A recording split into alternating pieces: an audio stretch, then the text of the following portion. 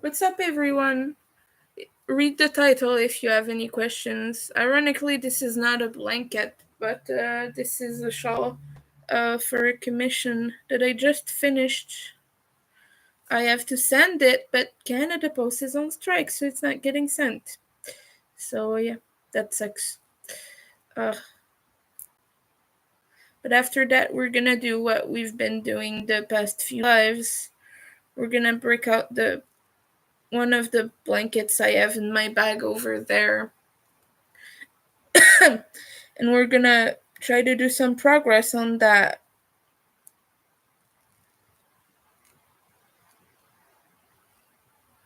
It's really hard to see where the single crochets are with this stupid black yarn. It's not stupid yarn, but it's still stupid. It's because I can't see a fucking thing. I gotta turn the light on. That would be smart.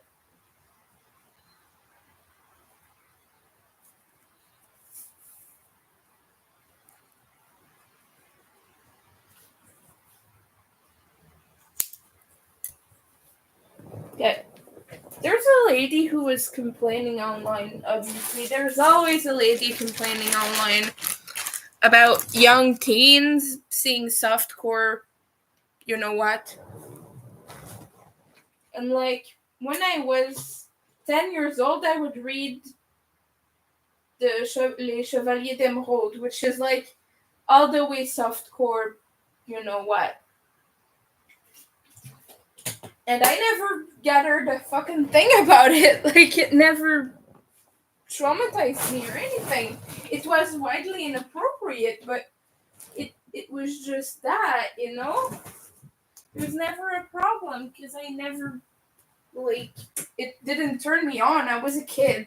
It was just, oh, okay, they're doing stuff, okay. Adults do that sometimes. And I never gave it a second thought. Um, so, the shawl is going a little bit to the left. So hopefully my customer likes that. But it's very pretty. Look at that. Very nice. I'll leave you the pattern if you want to do it. Just ask. Because I have to go on Ravelry to actually find it. But it's very beautiful. And I was talking to Amanda about fucking puff stitches. This is the shawl I was mentioning. There's rows and rows and rows of puff stitches. It is beautiful though. I gotta make one for myself too. Because goodness. Anyway, I'm gonna put it aside for now. Because I gotta send that in the mail when Canada Post resumes their activities. Oh, sorry. Oh, I'm not comfortable right now. There's a bump in my back because of this stupid blanket.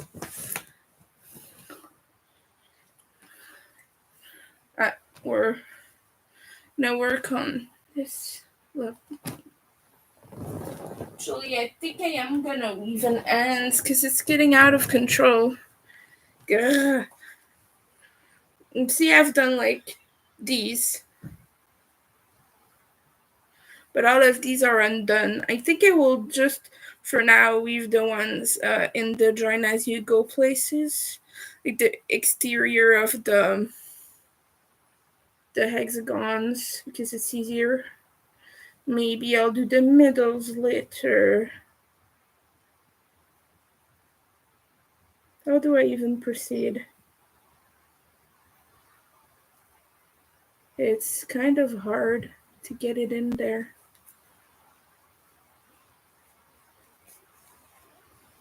Okay, my grandpa is cooking and it's really fucking hot in here.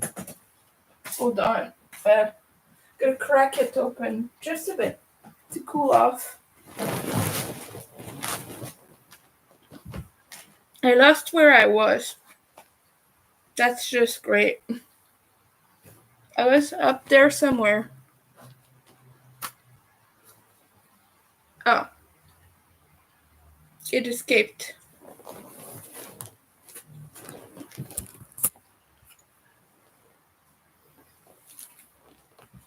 Oh, the water bottle. Yeah, I'm sorry, but my back hurts. So yes, I am gonna be this way.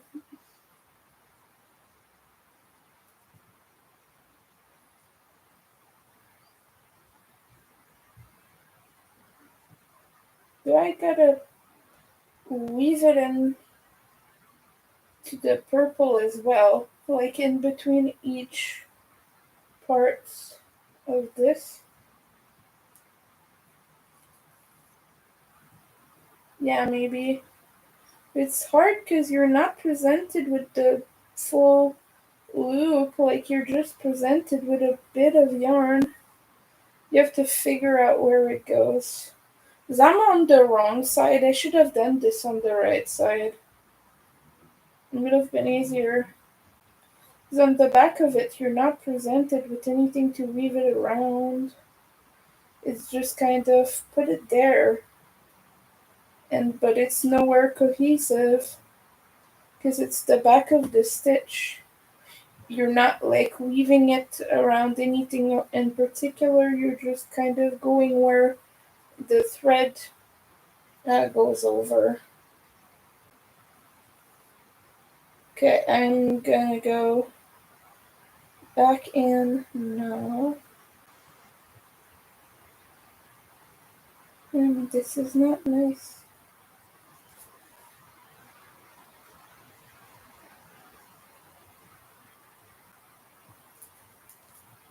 I hope you're doing well today. I don't know how much patience I have for these, but we're gonna see how far we go. I might even discard that and just continue making hexagon. Because I'm already pissed. I posted progress of it in my shorts if you want to see. Well, not in my shorts, in YouTube shorts. Uh, I'm wearing shorts right now in case this was confusing to you. I'm not talking about my worn shorts. That's not. I'm so sorry. Damn, that was a funny mistake. Oh, okay. See, this is what I mean when I say this is the front, and you can kind of go back and forth on the stitch. But you couldn't do that in the back. So that's annoying. I'm gonna try in the front just to see if it works any better. Yeah, I gotta go always on the inside of the stitch and then I go back on the outside. Oh, it works way better. I think I'm gonna do it this way for the rest of it too. Oh, and I just saw a stitch that is not well done. You know, it has the little strand. You know when there's one strand of yarn that escapes, but the rest of the your thread is like okay, like it's in the right place, but there's just one strand in your yarn that is it escaped, like it frayed up on, it frayed on you. It didn't fray, it's still like together, but it's still like it split on you. That's the word I was searching for.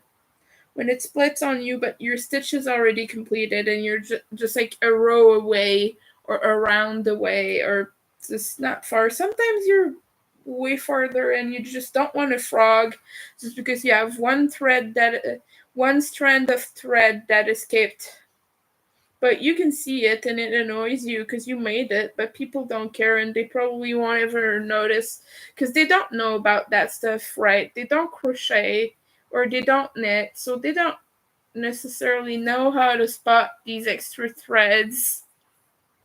That's the whole deal for me. I notice these very much, you know, because I have kind of the perfectionist eye, whereas something small is lacking, like I will notice it right away.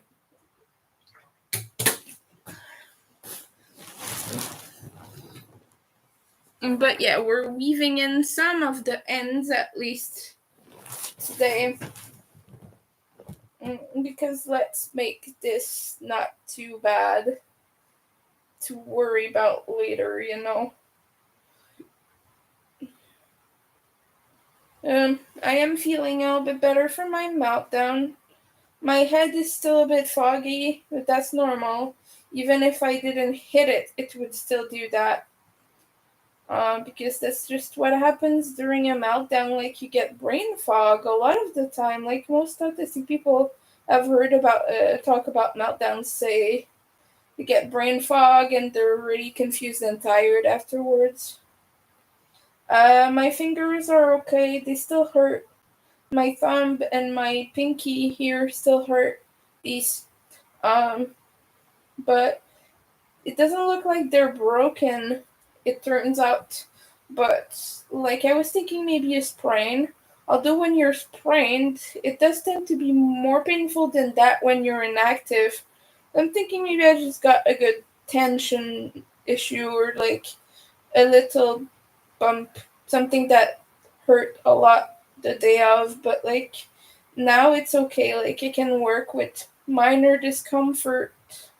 Don't need to go to the hospital for it, I don't think. It's much better than it was yesterday, so I take this as a win, and I'm not going to the ER. Fuck that.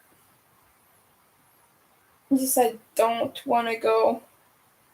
And we get a lot of shit for that because people say, oh, but in Canada your health care is free, blah, blah, blah. Yeah, but if you go to the ER for something minor, like, they will tell you, and they'll be like, ugh, you're engorging the healthcare system with your bullshit, people. Because a lot of people, that's what happens. You know, they cannot take care of minor things because it is very engorged. And it is unfair because even small boo-boos deserves to be fixed. Like, I'm not saying go to the ER if you cut your finger while chopping tomatoes, unless, like, you're hemorrhaging or something. But you know, they don't go if it can be resolved with a band-aid. But for a broken finger, or just like a sprained wrist or some shit like that, I feel like you'll just be told to take Advil and go back home. Like, maybe they will prescribe to you a painkiller if you're really in pain, and they'll tell you, take it easy for the next few weeks. I'm not gonna go to the ER for that. It's useless. I'll just put ice and I'll like take it easy. Maybe they'll tell me buddy tape it. Like, that's what they do with toes. They buddy tape them.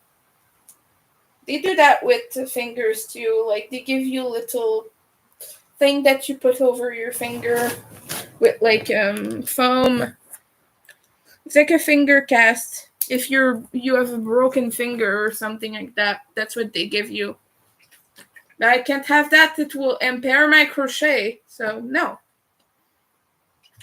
I'm stubborn. I don't want it. I just want to continue working.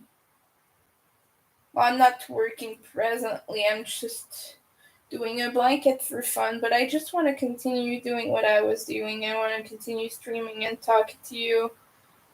You know, all of the fun stuff.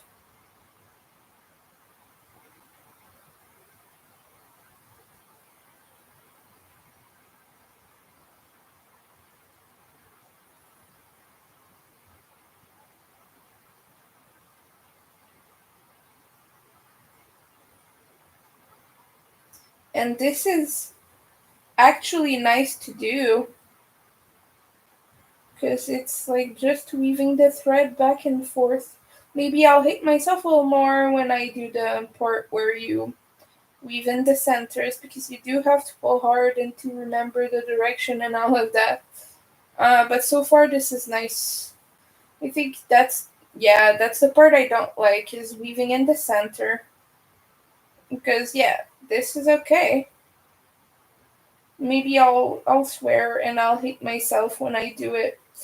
But for now, this is soothing. Like I'm just going under and under and under. It's nice. It's a nice little thingy.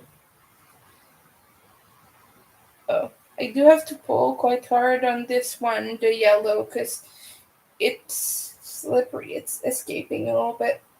It's escaping the stitches. Oh no.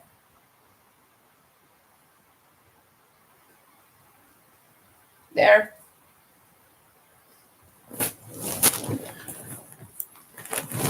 I'll bring this closer so you can participate with me.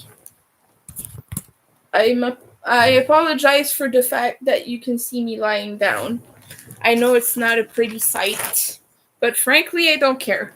I'm just lazy and I want to slouch. I like slouching. It's nice. Mm.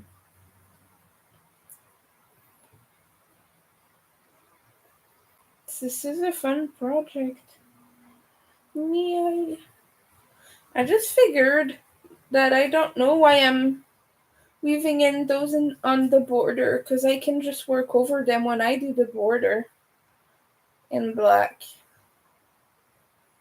Oh well, I suppose that. And so it happens like that. Yeah, yesterday I went to watch Joshua again, because that's always what I do. Yeah. And what happened? Oh, that's right. There's a guy who often comes in as a guest, and he's a nerd guy. Like, he has collectibles and everything. He had a little car race track, like, toy thing, and it was electric.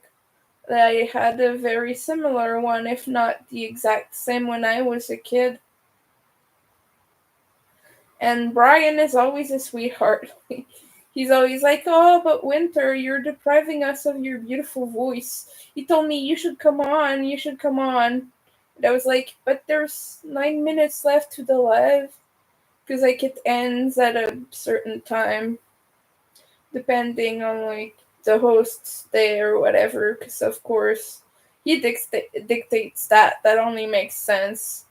But, like, 9 minutes away from the end of the live, Brian tells me, "But you should come and replace me. You're depriving us of your beautiful voice." And I was just like, "No, not 9 minutes away."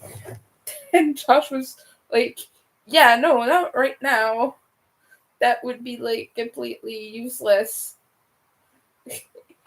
And he was just like, "But your voice." And I was just like, "Okay, well, thank you for the compliment, but I don't think it's that nice. Like, I don't think people would crave it to that point where they really want to hear me talk for 9 minutes. 9 minutes. If they really want to, they just gotta come on here. I talk for hours here. Like, I talk, and I keep talking. I never fucking stop, don't I? Well, yesterday I did a live stream on Twitch. I played Roller Coaster Tycoon.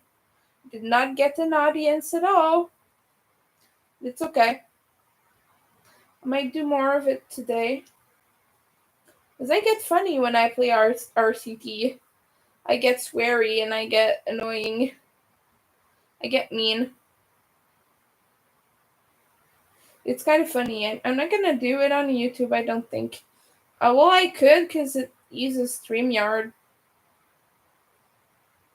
But you have to use an external software to stream on Twitch on PC. On your phone, you just gotta click on go live, but with your computer, you have to have a thing like StreamYard and all of that shit. But I use Twitch because for gaming, it's kind of the platform to do it. I could still do it on YouTube, but it's not as swearing friendly, I feel like. I would have to play RCT without swearing, which is like almost impossible.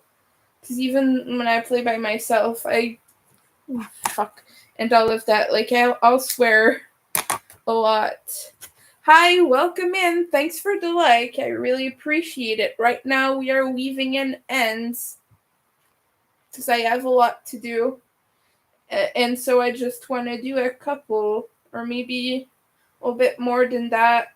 Maybe just get started on the weaving in so that I don't have to do all of it at once. That's really what I'm doing right now. But yeah, I suppose I could play RCT on YouTube. I just really don't want to swear. Even when I was playing Stardew Valley and live streaming on Twitch, I kept swearing. Like, I was really like, oh, that's a fucking thing, blah, blah, blah. Oh, I forgot. When I had money, I always said that I wanted to buy Stardew Valley on PC when I had money, and I did not do that, and now I don't have money. Unless you want to sponsor. If someone sponsors me to buy Stardew Valley, I will play on YouTube. I promise you that. Like, I will do live streams. Let me see how much it costs in Canadian dollars. I suppose it's not that much. Like, let's just see the store.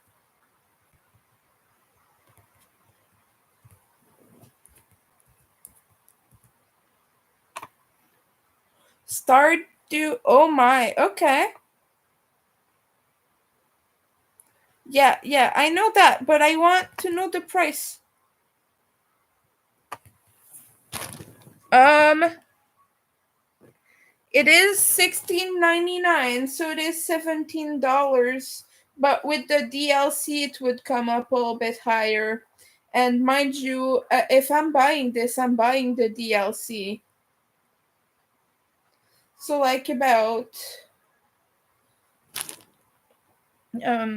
17 plus 550.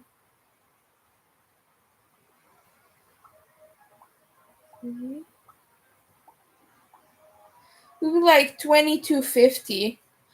If you wanna send me $22.50, I'll buy Stardew Valley, and I'll play over here on YouTube. Sponsor my gaming addiction. Well, it's not really an addiction. I don't even game that much anymore. I do like gaming a lot. I've been gaming a lot more since I moved to my grandpa's because there's no roommate to yell at me when I'm noisy. My grandpa doesn't care. He's deaf. He barely hears anything. But yeah, if you want to hear me, if you want to watch me play Stardew Valley, which I bet a lot of you don't care about Stardew Valley, because I don't have a lot of gaming friends in here. But if you want to watch me play Stardew, we'll play Stardew all together. And you'll see me swear, make everything goth, and marry Shane, because I always marry Shane. Do you know why? Because he's accessible. But I want to do a run where I marry Sebastian just because he has a cooler room. Like, mind you, I would not marry Sebastian in real life. He's goth, but he's a smoker. With all the yarn I have, it would not be a good idea. I have nothing against smokers. As long as they don't blow their smoke at me, I mean, but like, with the amount of yarn that I have, I would not be able to marry Sebastian in real life. You know? But yeah, I wanted to do a run where I marry Sebastian. I'm dating him currently in my mobile Stardew Valley run. I'm married to Shane, but I'm still dating Sebastian. I also want to give like the dating thingy what's the dating thingy? I don't remember, but like you can date them before you marry them. But I want to give one to Emily as well. Emily is like my first choice for a mate. If you don't count the room, because she's a bit of a fashionista, right? Like she doesn't have such a cool room as Sebastian has. Like he has a room that looks like a dungeon or a castle or something, I believe. It looks very dark. Something like that. I don't quite remember what it is, but I remember that it's much cooler than the other characters' rooms. Shane has a messy room. He's a gamer. And he has chicken. And he makes like spicy food for me, but like, yeah, I don't like spicy food. That's the one thing I don't like about Shane. He's a big fan of peppers and like he's the one that gives you the peppers you know the thing with the peppers in it recipe. The poppers or the whatever. The pepper poppers. I don't remember the name, mind you, but he's the one that gives you that. It's his favorite food. It's like a loved food for him. You can give him beer, but at some point he stops drinking, but he still will take alcohol if you give him. That's funny, right? That's ironic. Yes, Shane is like a very misunderstood and sweet character. You just gotta like. He's gotta warm up to you. You gotta learn to know him because the whole game before that, he's rude as fuck to you. And at some point, you even witness very traumatic things with him, like an unaliving attempt, which you save him from. Because he really warms up and he opens up to you at some point. But at first, like, he's the most despicable character. He always tells you, get out of the way, leave me alone. Like, I don't want you here and things like that. It's always like, get lost. It takes him a while to kind of warm up to people. But yeah, I like Stardew Valley. It's a cool game, but it hurts my fingers to play it on mobile. Because you have to tap, tap, tap. And I have carpal tunnel. I don't do tap, tap, tap. It's easier to click, click, click. Because it's less hard on my fingers, you know?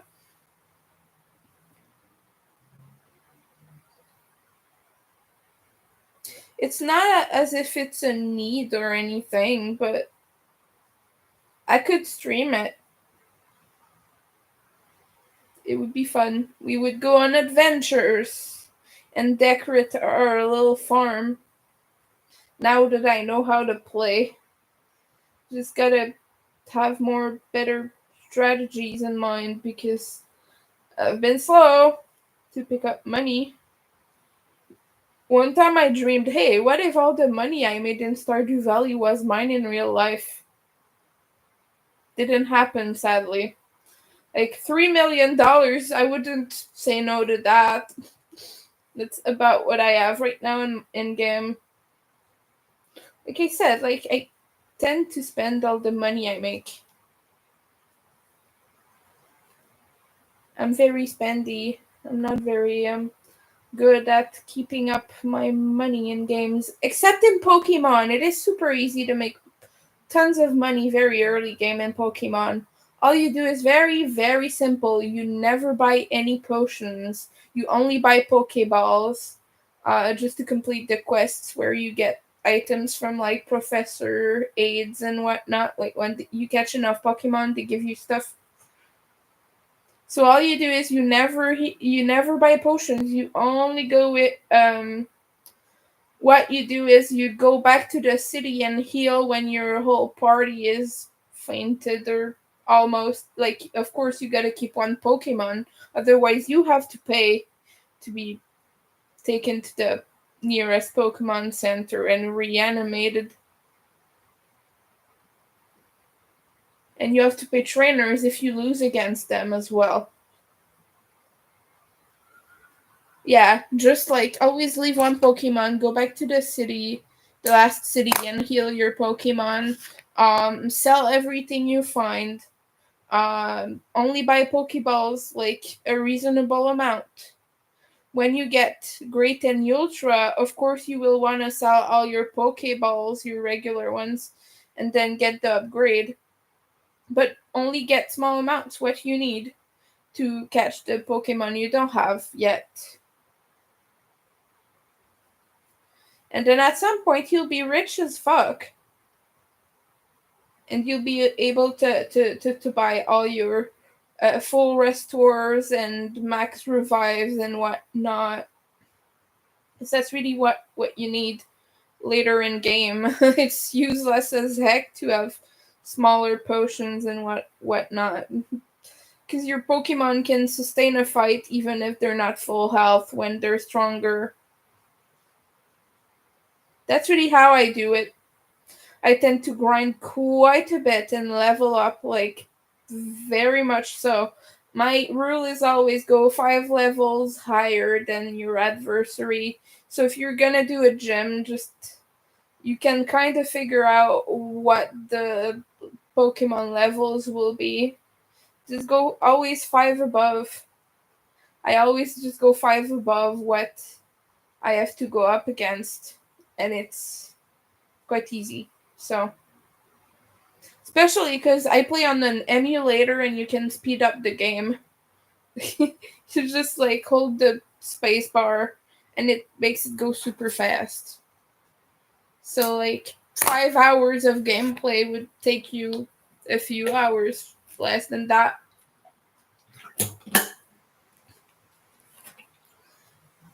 I don't have a Game Boy anymore, so I couldn't do that on, like, yeah, on a non-emulator. Sadly. It's very sad.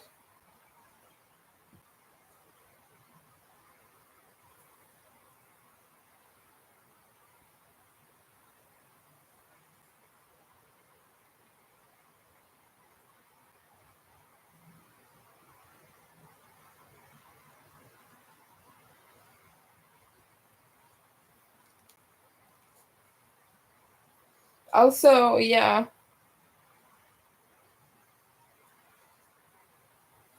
not quite sure how long I will be on here today. I am like a little bit tired. I have a throat ache, so I might wanna take it easy and save up my voice. I think. You see how it's kind of breaking up. Yeah, it's rough.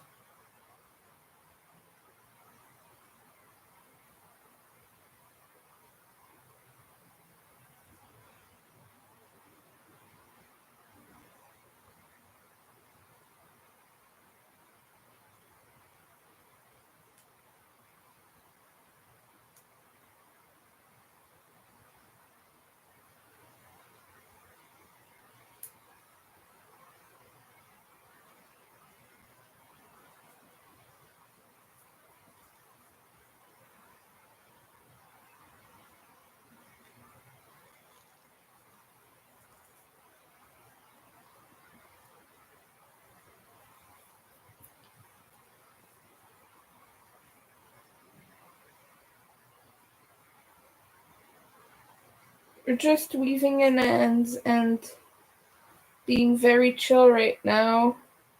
If you're just joining, I hope you're having a super good day today. It's a Monday, which sucks for a lot of people because you're going back to work. But also know that it's kind of a huge privilege to be able to go back to work. Some people cannot work. Like, I can't. I sure as hell fucking cannot. Well, I work from home in a grocery small business, but I cannot work in public. It's not something I can do.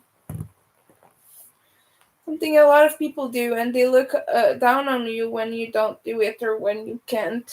And we need to change that about society. We need to normalize not all doing the same things and not all being able to do the same things. It's not a crime to be disabled. It shouldn't be so stigmatized, but it is. Like, I'm seen as a lazy person because I don't send my resume everywhere. And I don't go to jobs. Like, I don't get jobs and things like that. Like, if you knew how an interview goes for me, you would understand why I don't get hired. And I can't do most jobs because of physical problems.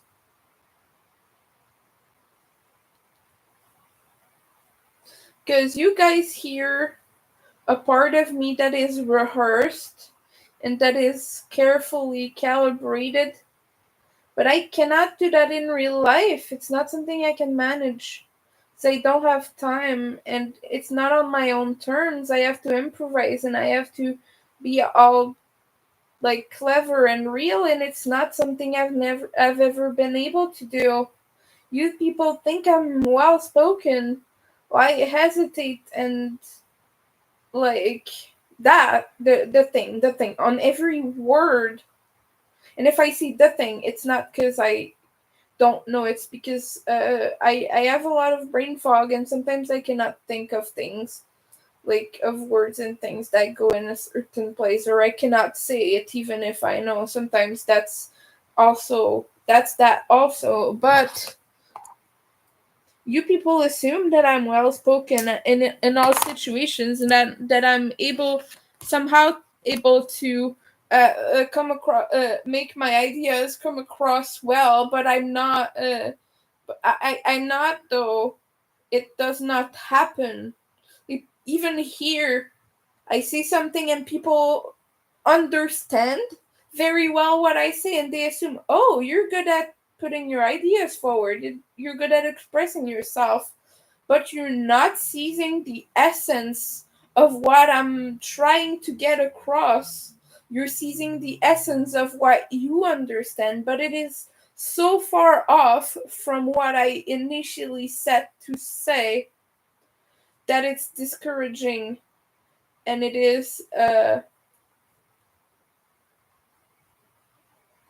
very it doesn't make you want to continue. It doesn't want to make you pursue communication. It makes you want to give up, because people are like, oh, they gaslight you, right? They go, oh, you express yourself so well, I understood everything you said perfectly. No, you understood what you thought I said, but my whole point was something completely different, completely away from that, and you didn't take that out. And that's my problem. That's why I struggle. That's why I cannot advocate for myself in front of a physician or a psychiatrist or a whatever else, like a therapist or even like for social services and whatnot. It's why I never get what I need. I never get my needs met because I'm trying to come across that I'm too disabled to get that stuff for myself, and then I need help. And they understand, oh, you express yourself so well, you don't need help. You're able to express yourself too well. You don't need that. But like, I'm not eloquent. I'm eloquent in making people understand what they think I'm saying. Do you get it? Like, it's very hard to explain, but people hear me on here because sometimes I am a little bit hyperverbal, although not as much as I was when I was a kid, because obviously my memory's gone, but um they hear me be hyperverbal and use fancy words and all that. They're like, oh, but you express yourself so well. You're so clever, Winter. But you're not understanding me. You don't get what I'm saying. You get what a neurotypical person would say in my place.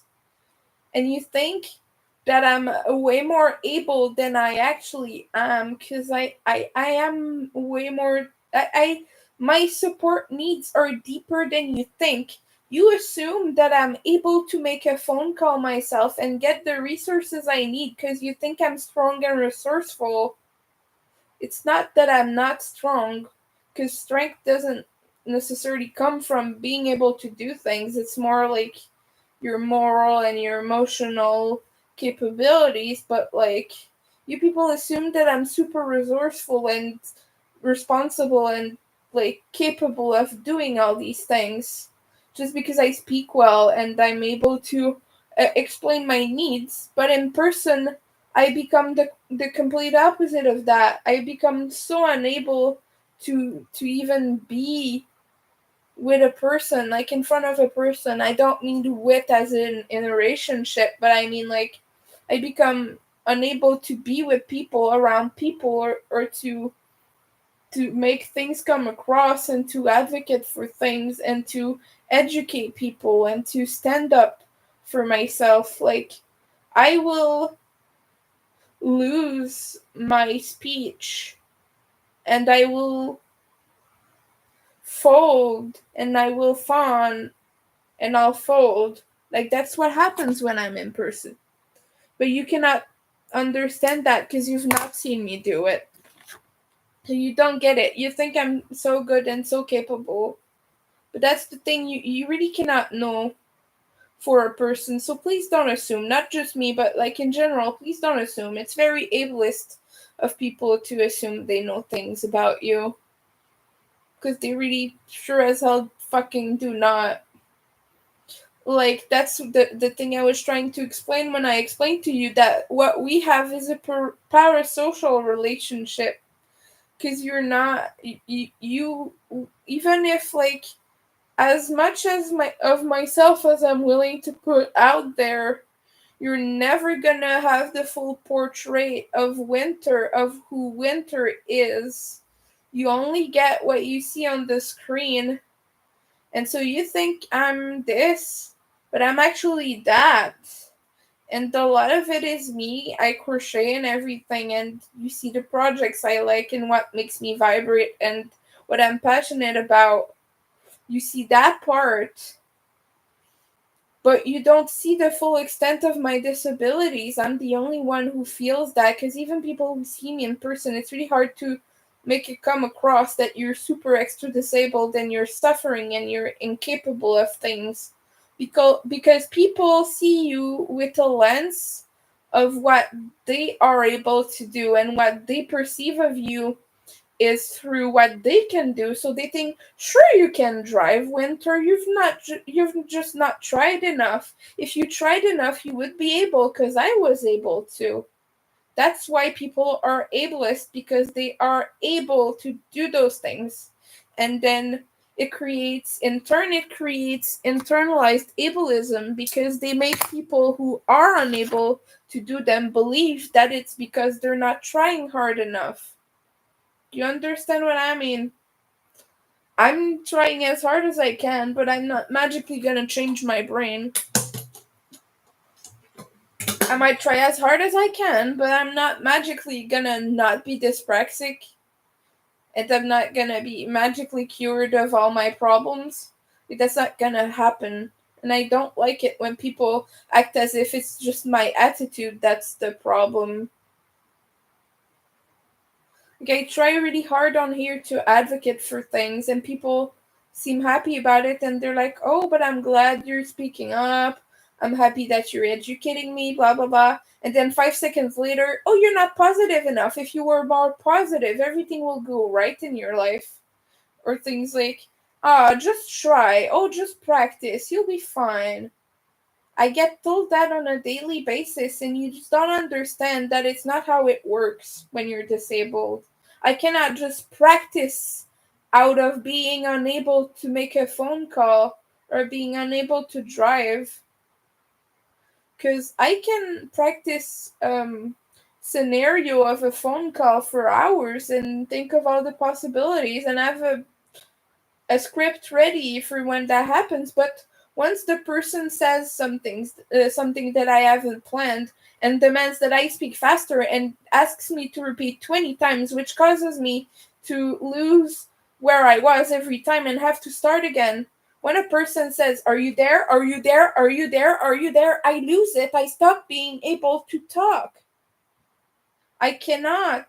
just reply, yes, I'm here. I was saying that blah blah blah. No, I have to pick up from the start because I lost the train of thought. That's why I can't make phone calls. I panic and I freeze because every time I start to think a thing, it stops being there. I lose it. That's why I can't make phone calls. It's not because I can't speak or physically can't type the numbers. And people invalidate you because they see you make the phone call and do it, but like you've been preparing yourself for an entire week to do it, and it gets super awkward. You get yelled at because you're not saying the things fast enough or you're not replying to the question accurately, and then when you come out of that phone call, you're traumatized again because it's your whole childhood over and all over again. Like you've not responded to the demand how it was asked of you. You're now replying to the question the way I asked. You misunderstood the question. That means you were maliciously misinterpreting me, and you were like, okay, I have an example. I had a history teacher. She asked us to do the assignment a certain way, and she asked us, "Oh, do this, that." Like, and I replied another thing that she said, I specifically asked you not to do that. You know that's what I asked of you. And I just replied the wrong thing, not maliciously, but she assumed that I was malicious about it. By the way, she was a fucking uh not a pedophile because that's for children, but the other thing, like those who sleep with teenagers. Yeah, she was sleeping with teenagers, and that's great. Not a cool lady, she was. But yeah, she was assuming that I was malicious just because she didn't like me. Because like she asks us to do a specific thing, and I said, "Oh, I did this," and I said the wrong thing. I actually did the right thing. I did the homework the right way, like she asked. But when I said, "Oh, I did this," I said the wrong word because she had said it like 5 seconds ago, and it was in my brain. But she says, "No, that's not what I asked you. You know very well what I wanted." Things like that. It's always things like that when you're neurodivergent. Makes you want to stop trying. What can I tell you? I know that I'm kind of yelling right now. I apologize for this. But yeah. I'm just like, I don't know if it's coming across. I need a microphone, but I don't have money for that. Like, it's not in my priorities right now. I'll feed myself before I have a microphone. Like, right now I have food for 1 or 2 more days. So I'm yelling in the meantime. I can't put the headphones on because my eardrums. I have eardrum issues, and I have earwax issues because my eardrums are ruptured, and I cannot get them fixed because of something I cannot tell you. I wish I could explain, but it's not in my best interest to do so. So yeah. So yeah, I can't wear headphones. It's not that I can't. I can physically put them on my head, but like it will hurt. It will hurt. It will be very painful. It creates kind of a like lock sensation in my ear and it hurts. So I don't do it.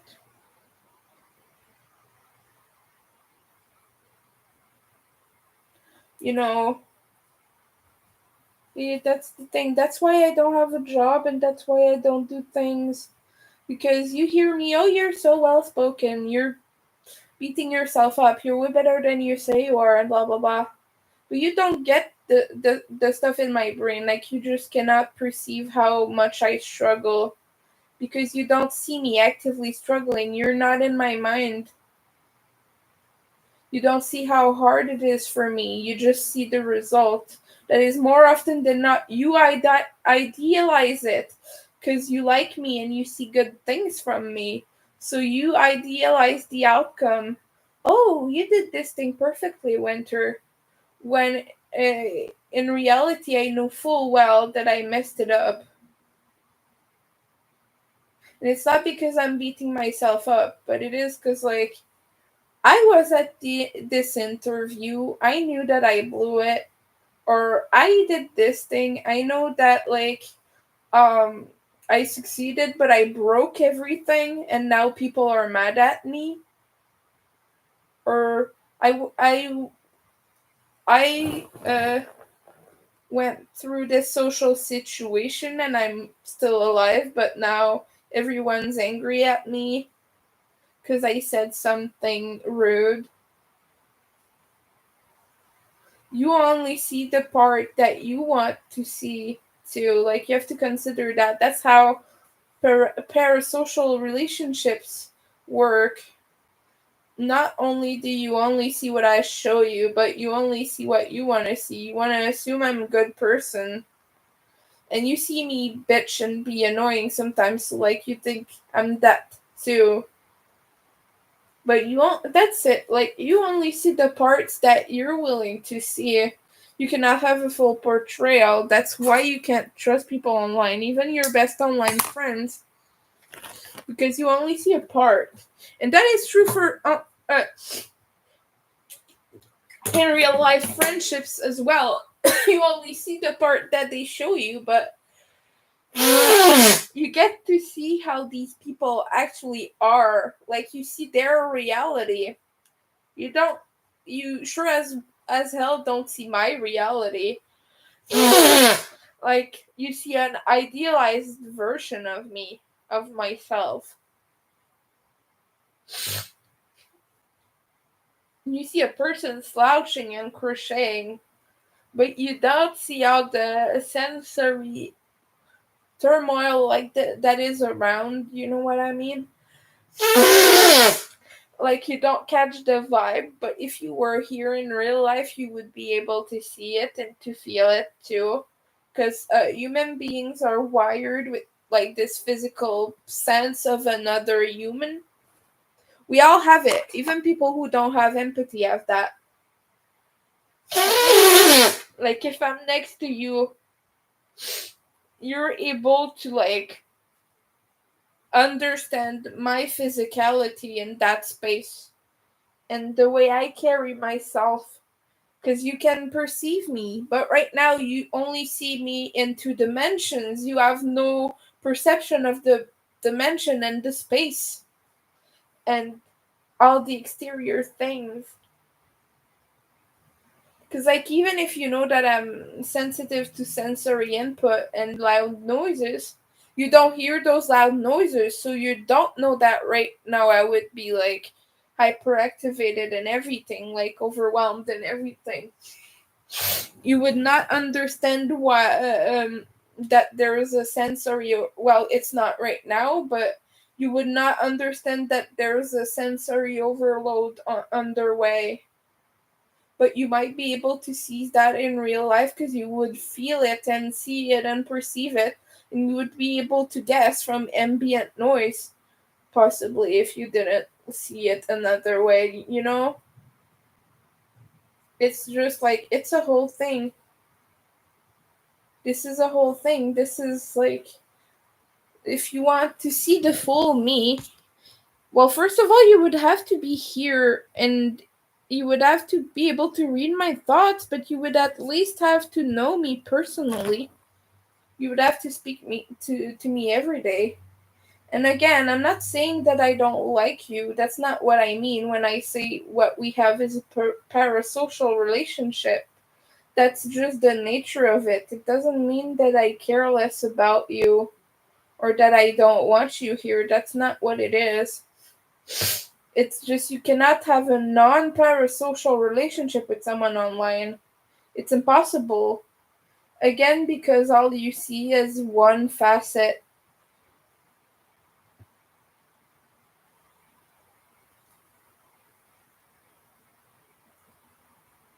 Like, this is very one sided, right? Because you watch me stream. And even if I go to your lives, the only way we interact is in that special uh, frame.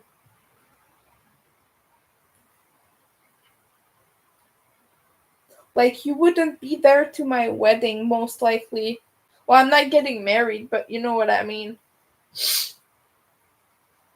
Like, maybe I would invite some of you, but in the likeliness that you make it here, there's also a very good chance that I never see you again, you know? So that's kind of what I mean by parasocial relationship.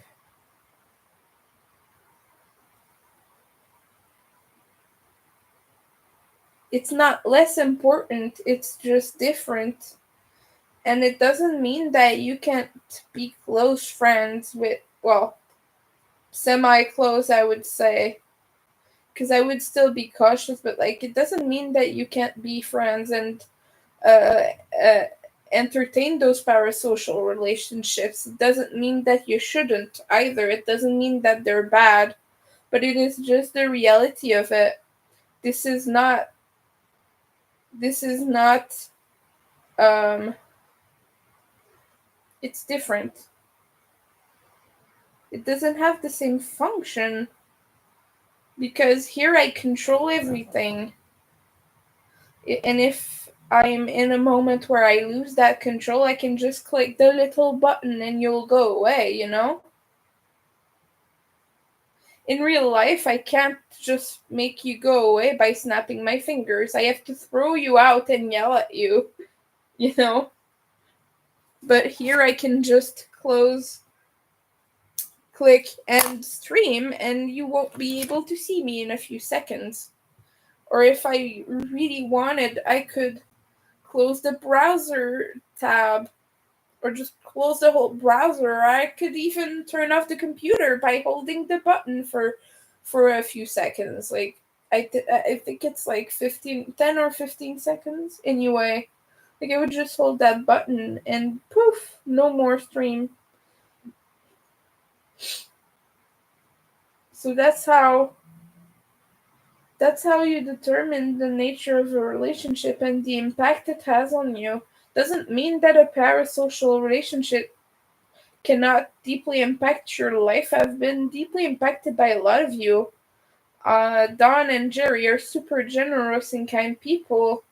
I have good friends on here. I have people that I consider close. My friend Ian, I care about deeply. But that's it. We're never gonna be in real life. Okay, I don't think Ian will come here because I don't think that financially it's in the cards for any of us, unfortunately. Although I would really love to meet him and to hang out, but the likelihood that it'll happen depends on very arbitrary things. Like, yeah, maybe one of us will win the lottery. Maybe I'll eventually get another passport, but I don't think we'll meet. But it doesn't mean that I don't care. He's one of my people that I like the most in here. Like, admittedly, I got closer to Ian than I did a lot of people because we understand each other on a deeper level. Because we have similar life experiences. I have a lot of viewers and subscribers that are more conservative, and I it's not that I don't like you, but I could never fully trust you because you advocate for something that would make me lose my rights as a person, that would make me not able to get married, even if you don't particularly want to end gay marriage, for example. You vote for a party that does. And that for me makes you dangerous. I could never be able to trust you enough to be your friend because you clearly don't fucking care about my rights. You care about yours and you've made that clear. And that is a decision you've made. It doesn't mean that I don't watch you on my channel. Because I'm not about to throw people out for political stuff unless you're like openly rude. If you want to keep it to crochet, that is perfectly fine with me. But I have a few people who have tried to push agendas on me, like bitch about things like homeless people and things like that, or say that immigrants shouldn't be here. I've had a few people try, and I get it. I get it. You're conservative. It's fine.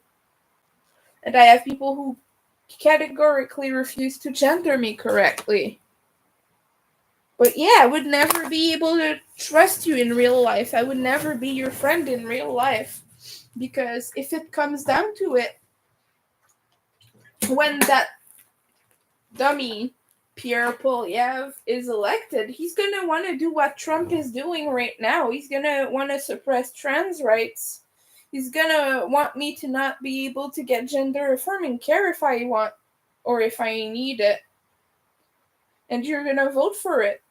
And if it comes down to it and they have like Germany level things, like you will give me away if you get interrogated. There's no way that you're gonna shut up and like keep me safe. You understand? And you think it's unlikely, but that's how the whole thing started in Germany, you know. That's exactly how it started. People did not think that fascism was fascism. And it's happening again. People are fascists. And you don't see it as fascists, you see it as just another opinion. Why don't you accept people's opinions, Winter? Because it's fascism. It's just disguised as like conservative and like traditional values, but it is fascism to think that one group of people is better or more important than another. A lot of people keep thinking, oh yes, but you queer people, you want to be above us. That's simply not true. Not only that, but even if we want to be above you, it is because we've been under you forever. Now it's our turn to dominate the social sphere, I guess. Like, let us talk and let us advocate for our needs as a community. Let us be who we need to be. We're amazing, by the way. Queer people are some of the best people I have encountered. And all your bullshit about fucking wokes and blah blah blah. Well, woke means that you're aware of injustices. It was initially about racism. It was for black people, you know, that's how it originated. Woke means that you are aware of how the system um like privileges one group of people and how the injustices affect them people. That's what woke is. And if you think woke is a bad thing, like a Gen Z bullshit thing, you are sadly mistaken. I'm sorry that I'm being rude about this, but no, I'm not sorry. One time I had 5 viewers and I started saying that I'm leftist and that I'm queer and that I like, you know, I started talking about that stuff. 5 people left all at once. And after that, you bash on me for not accepting people's opinions. But you people are not willing to hear or to understand. Just because we have harsh words, but we have harsh words because we're not listened to. That's why we're harsh. There's no other way to put it because like when we're silent and nice, oh, please be nice to us, please be nice to us. You people disrespect us. So we decided to break windows. Well, not not uh not like this, but like figuratively, like metaphorical windows, I mean, but that's what we decided to do. just because we were not heard previously when we were all nice and kind and advocating for our rights. We decided to use more brutal methods. Now we're being criticized for it.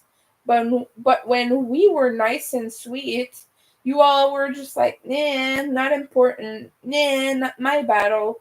Nah, not my problem. That's what you did. So don't bitch when people scream loud. It's true. No, it is true. Like, people yell about feminine showing their boobs.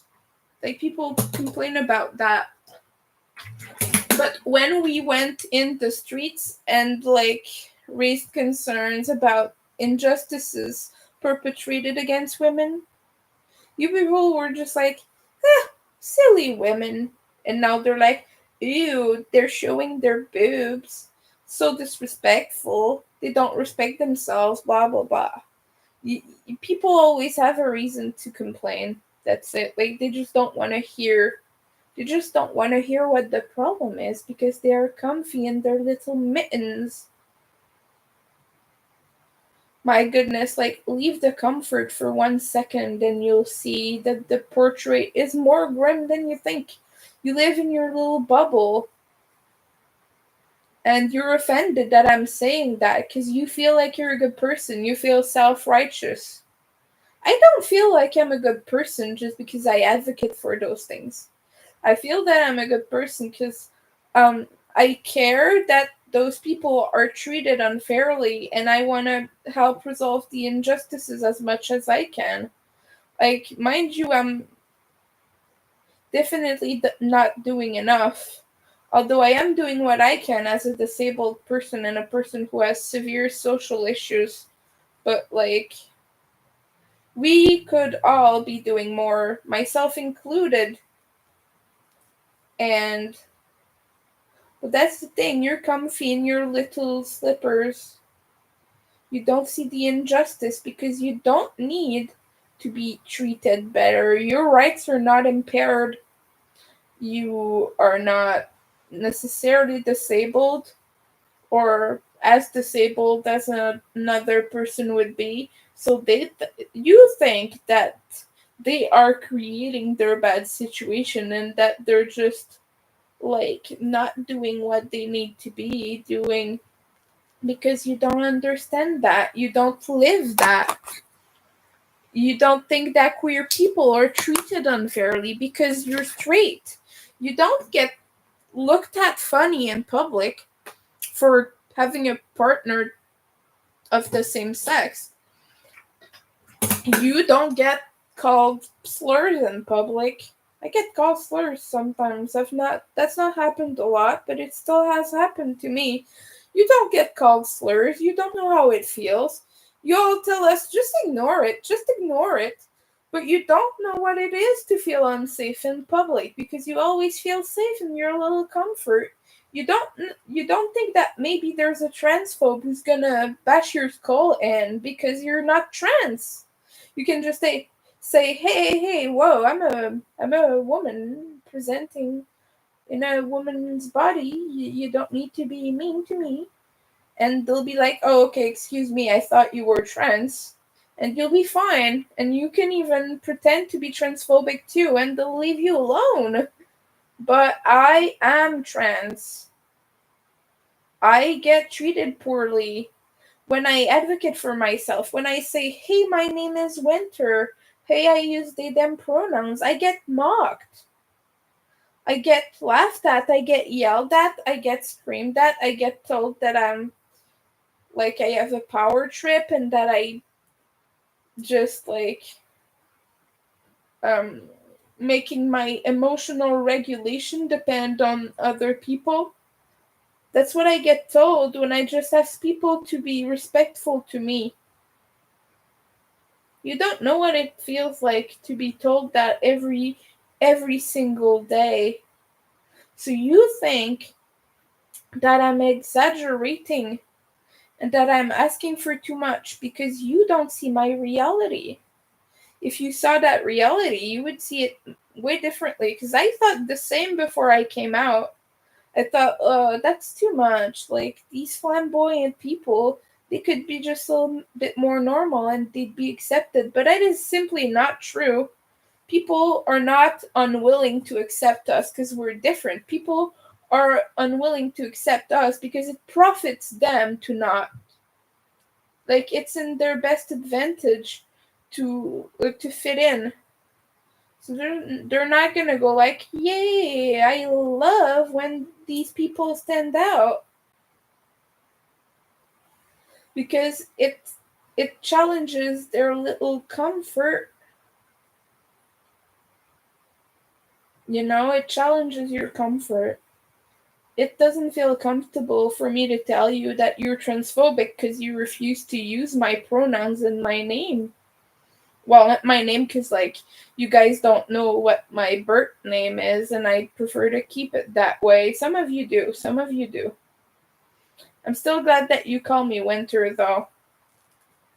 But, like, I have some people all over social media, not just here, who categorically refuse to call me Winter. Like, they have said to my face, or just like they have said to my face, it makes me uncomfortable to use your pronouns because I don't like to call people they, them. It makes them feel not human. Like, oh, please. Not human. Oh, wow. That is a poor excuse. I've had a few people say things like that. And it just baffles me. Just because there is a difference. I've explained this before, so I'll like brush on it, but there's a difference between forgetting and using the wrong pronoun, but like as a mistake, and doing it maliciously because you refuse to respect me. There is a difference in that. And that's why, like, for my grandpa, I would not make a big fuss out of it every time he misgendered me.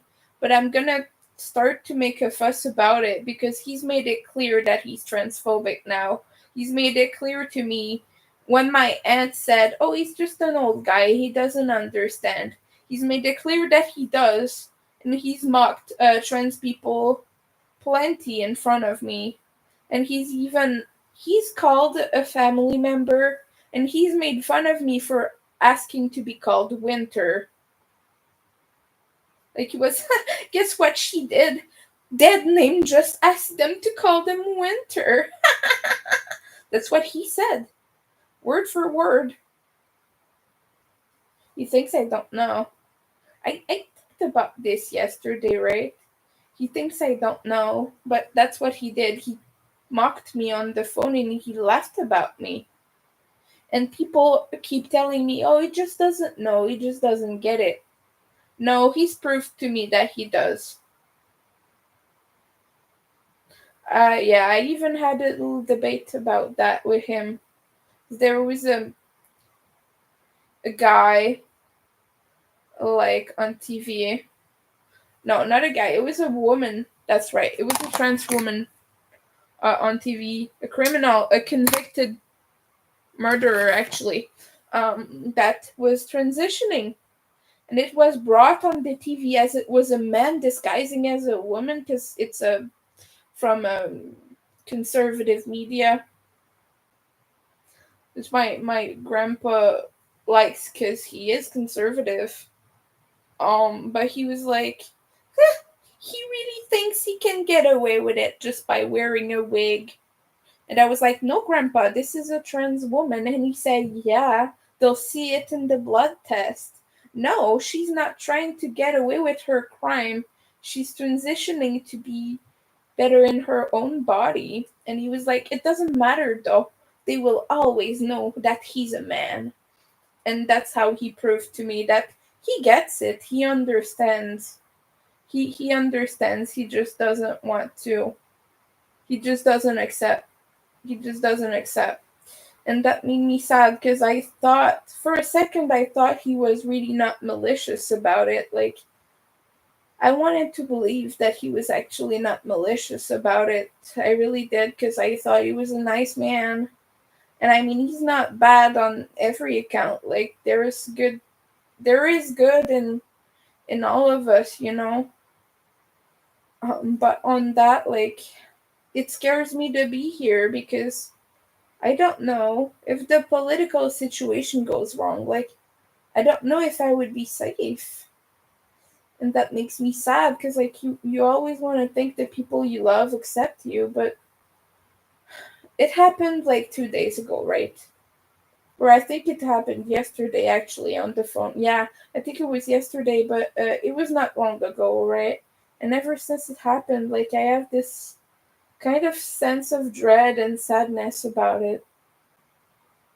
To be honest, like, people keep, like, my friends who know that I'm trans and whatnot, they're on my side about this. Like, they feel fear for me, and they feel sad that I've had to hear this and to be mocked for who I am. They understand, they get it. But my family is like, he's old, he doesn't get it. Like, they gaslight me about this.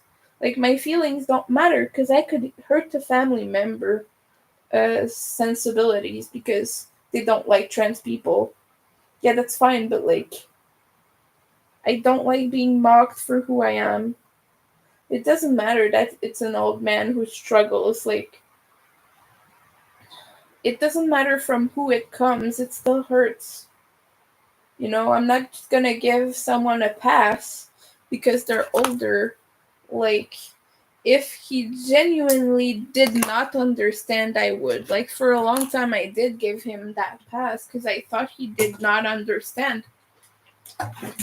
It's the moment where he proved that he did that it started hurting me. Because he didn't even confront me about it. He mocked me on the phone thinking I couldn't hear. That's what hurt. That's what hurt. Right now, he's hearing what I'm saying, so I don't know. We'll have a unpleasant conversation, I guess. I hope I don't get thrown out for this. But yeah, also it's kind of awkward. But I had a meltdown yesterday, like a big one, yelling and screaming and everything, and bashing my computer and everything. Because I wasn't able to get out of the live, and that's why I'm hurt. By the way, my fingers. I told you about this earlier. But what was I trying to say? Yeah, the downstairs neighbor started yelling at me and banging doors and like drawers and such. I don't know exactly what he was slamming, but he was slamming something, either a door, a cabinet door or something, and yelling like stop, blah blah blah. I can't recall exactly what was said, but it happened right after my meltdown, so it was directed at me. He was like, stop, something, or shut the fuck up, something like that.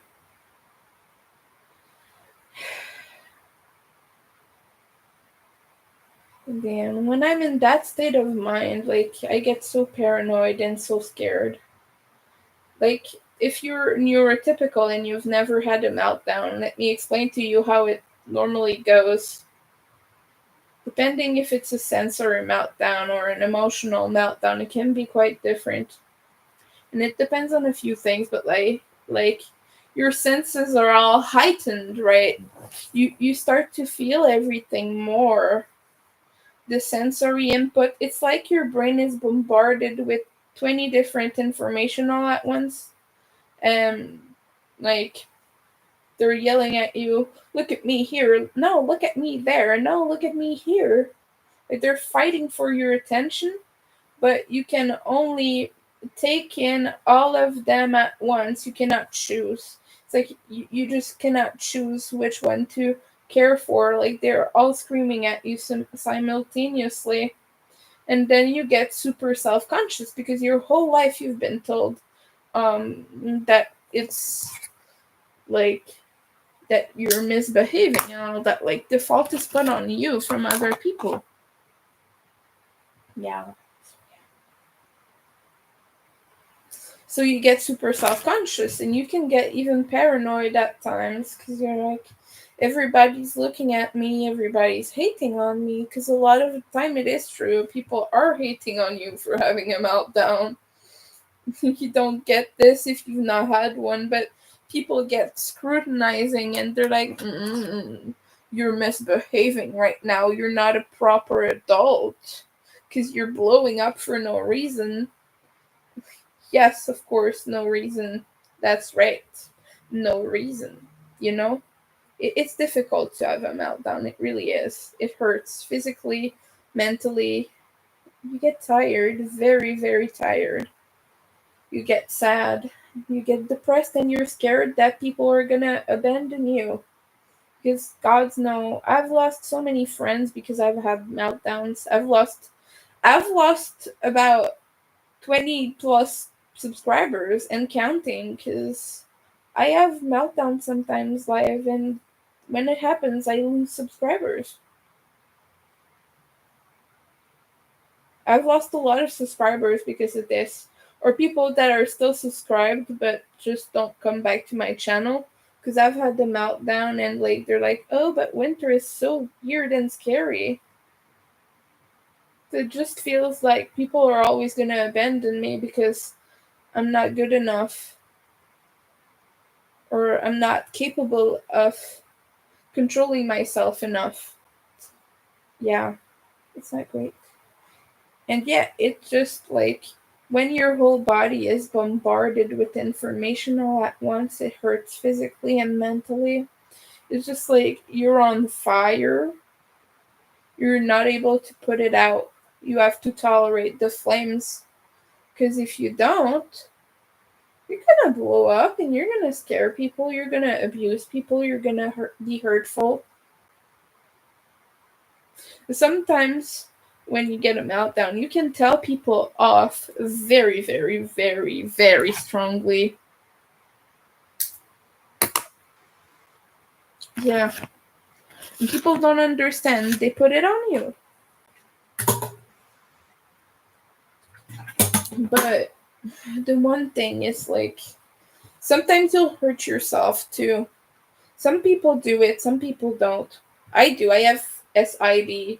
It's a self-injurious behavior. It is not self-harm because I do not control it. It's not something I want to be doing. It's just my nervous system is regulating itself and it's going to happen whether I want it or not. Like either I bash my head or I scratch myself. Like one thing is going to happen whether I want or not. It's either that or I completely lose control of everything. Like my brain is gonna go on autopilot and I'm gonna start actively hurting me, breaking things. It's nasty. It's not fun. SIB is really not fun. It is scary. Not only for you, it's scary for me because I don't know if I'm gonna end up in the ER. Like I don't know if I'm gonna give myself another concussion and cause permanent brain damage, which I probably already have permanent brain damage. But there's only so much I can do. So probably have permanent brain damage at this point. Who knows? I don't want to get tested for brain damage because I know the answers are not gonna look so good. Like the scans or whatever they call that. It is scary. If I fucked up my own brain by having a meltdown, like, that's scary. It's a scary thought. But that's just autism and what you have to deal with when you get frequent meltdowns, very strong ones. But yesterday, I put a message on like TikTok and Facebook about I think I might have broken fingers right now. I'm scared. Someone please message me. Please talk to me. I don't feel good. I need kind words. And the first person who did, well, the only person who did for that matter, I know someone else messaged me on Facebook, but just to ask, huh, really? Broken fingers? Not for kind words, which is okay. I get they were just like wondering what the heck happened. But like the only the first person and the only person who messaged me to send kind words was a fellow autistic person, so that felt good. Because they know, well, he knows what it is to have meltdowns, to lose control, to feel ashamed, to hurt yourself or damage things around you and feel so awful about it. So yeah, it was comforting to speak to a fellow Autie about this, even if it was not a huge conversation, mind you, but I felt understood. So that's great.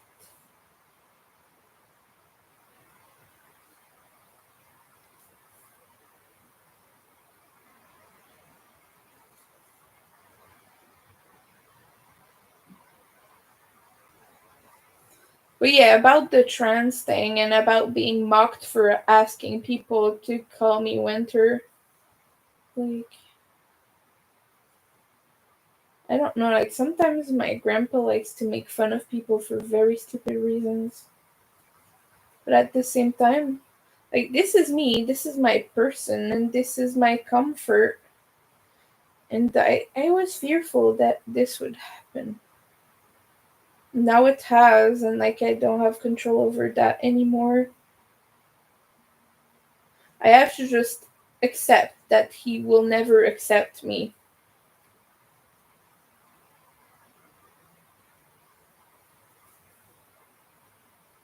I have to accept that people are gonna tell me off for being sad about it. I have to accept that if I talk about it to a family member, they'll gaslight me and say, "Oh, he's just too old to understand." No, he's not. He's proven to me that he does get it.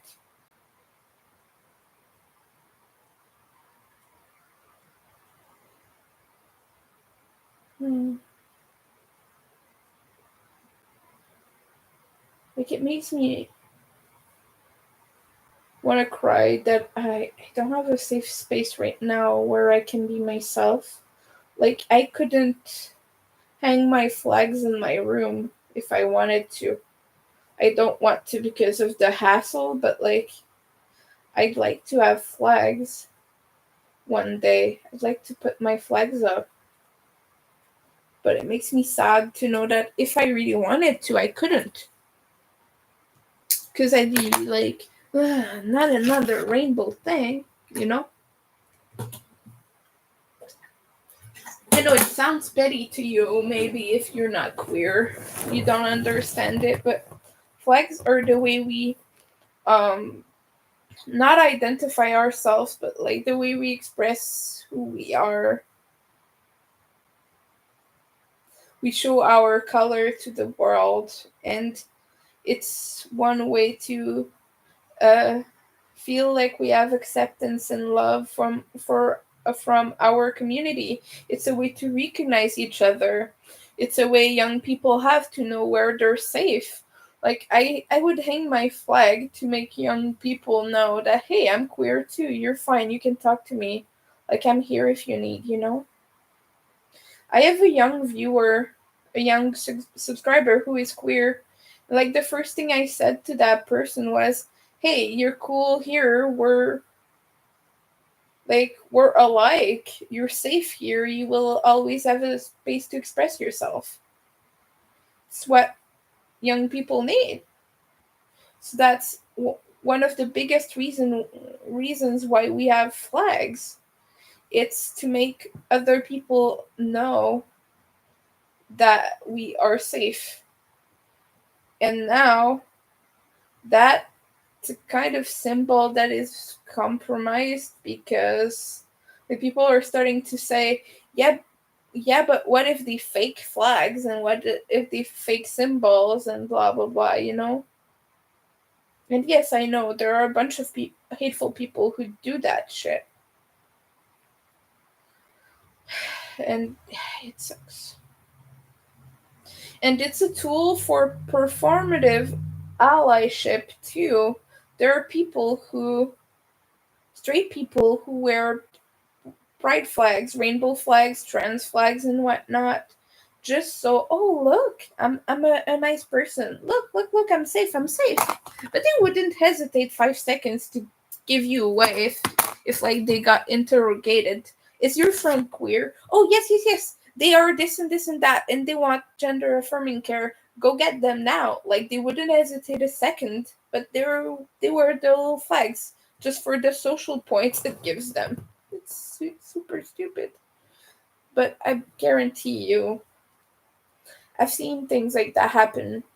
Like people are supportive until they find out, oh, my husband is homophobic.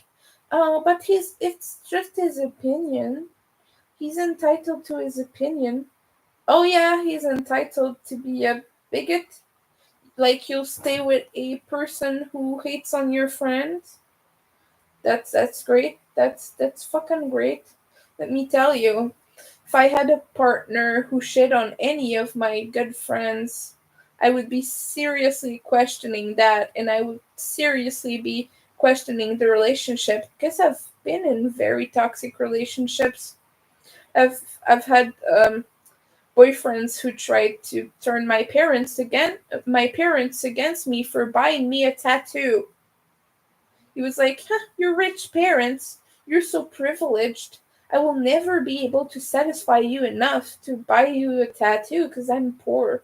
Yeah, I don't give a fuck about that. Yeah, just because I said it was the best gift I had ever gotten. Yeah, I was excited. My parents paid me a tattoo. Deal with it. The guy was just like, oh yeah, but I'm never gonna be able to do that for you. Yeah, I know, I don't give a fuck. Just be a decent boyfriend. That's all I want from you is respect and being treated right. But no, he was like, huh, that's what you like, you get that. But yeah, when people try to turn people against you, like if you're a so-called ally and you're dating someone who's homophobic, it's not just a person with an opinion. They're always going to go against your friends. Your friends are going to feel unsafe in your home because your partner doesn't accept them and you're unwilling to make a safe space for your friends. That's what you're telling them. That's also why a lot of them are not going to come to your home anymore.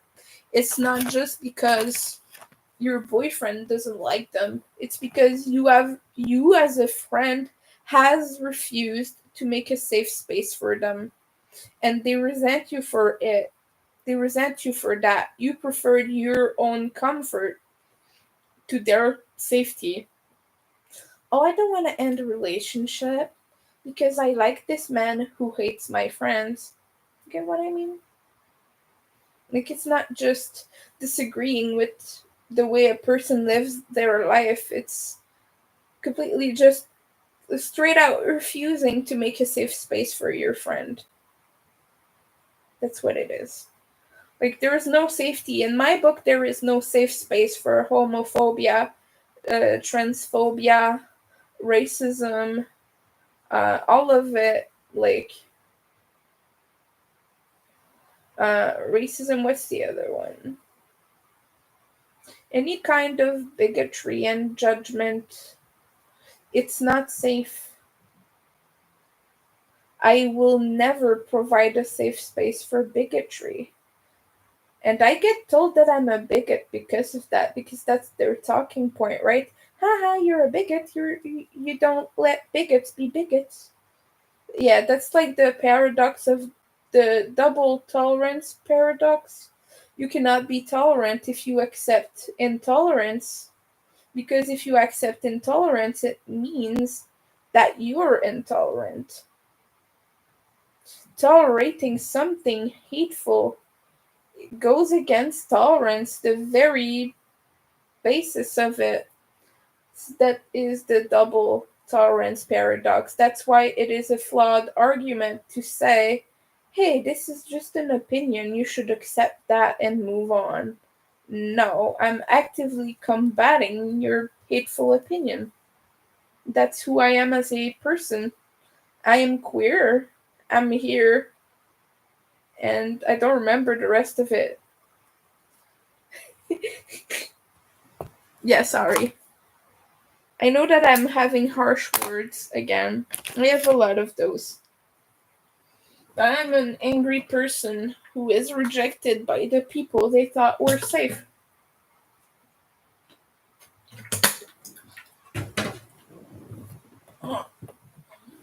Okay, let's. No notifications. I don't have notifications.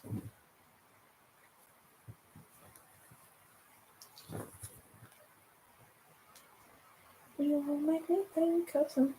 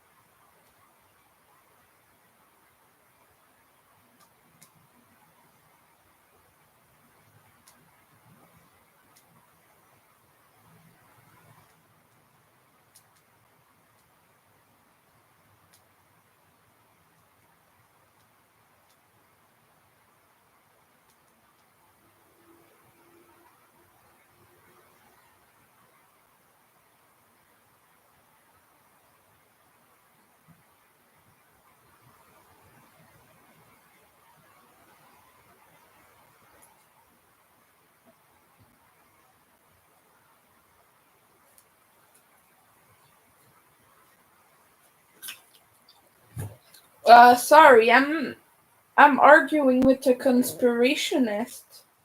Yeah.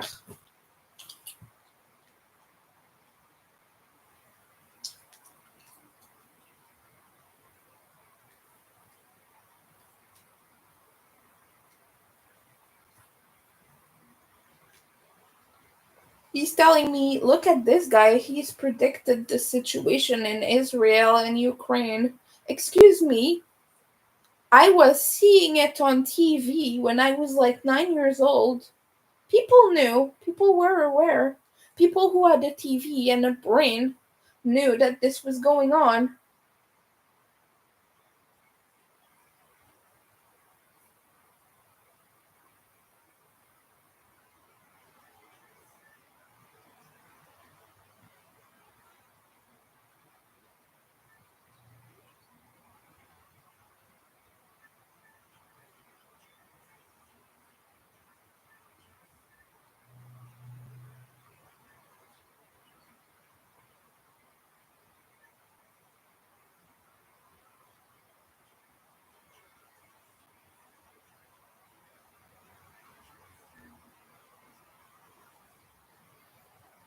This looks weird.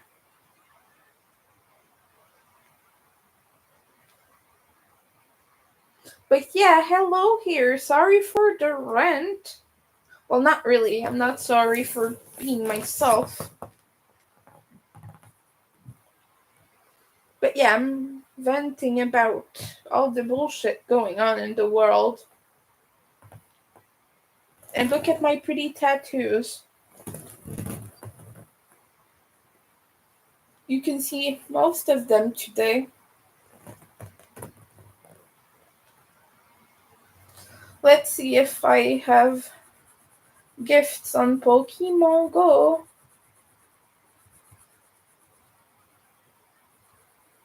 I don't.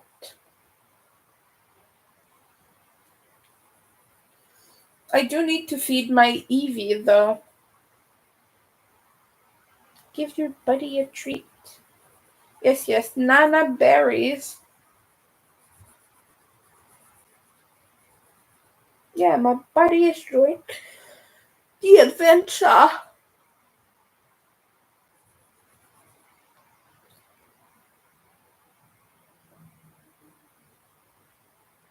Rock and roll.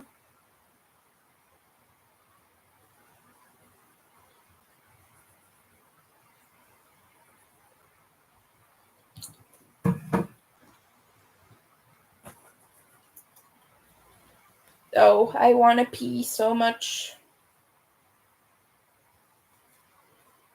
I have more ends to weave in, though.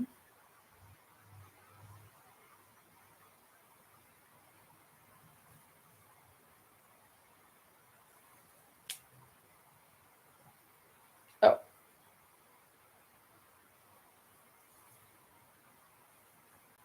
oh yeah, I told you about that, I think, yesterday. My grandpa brought me to see my cousin play hockey. Gods, I hate hockey, though. I'm not a sports fan. But I did some Pokemon Go. Some good catching and some Stop spinning in the meantime. So that's good. I got that done. I severely needed a few more Pokeballs because I'm using up my stock. There are a lot of nice Pokemon here.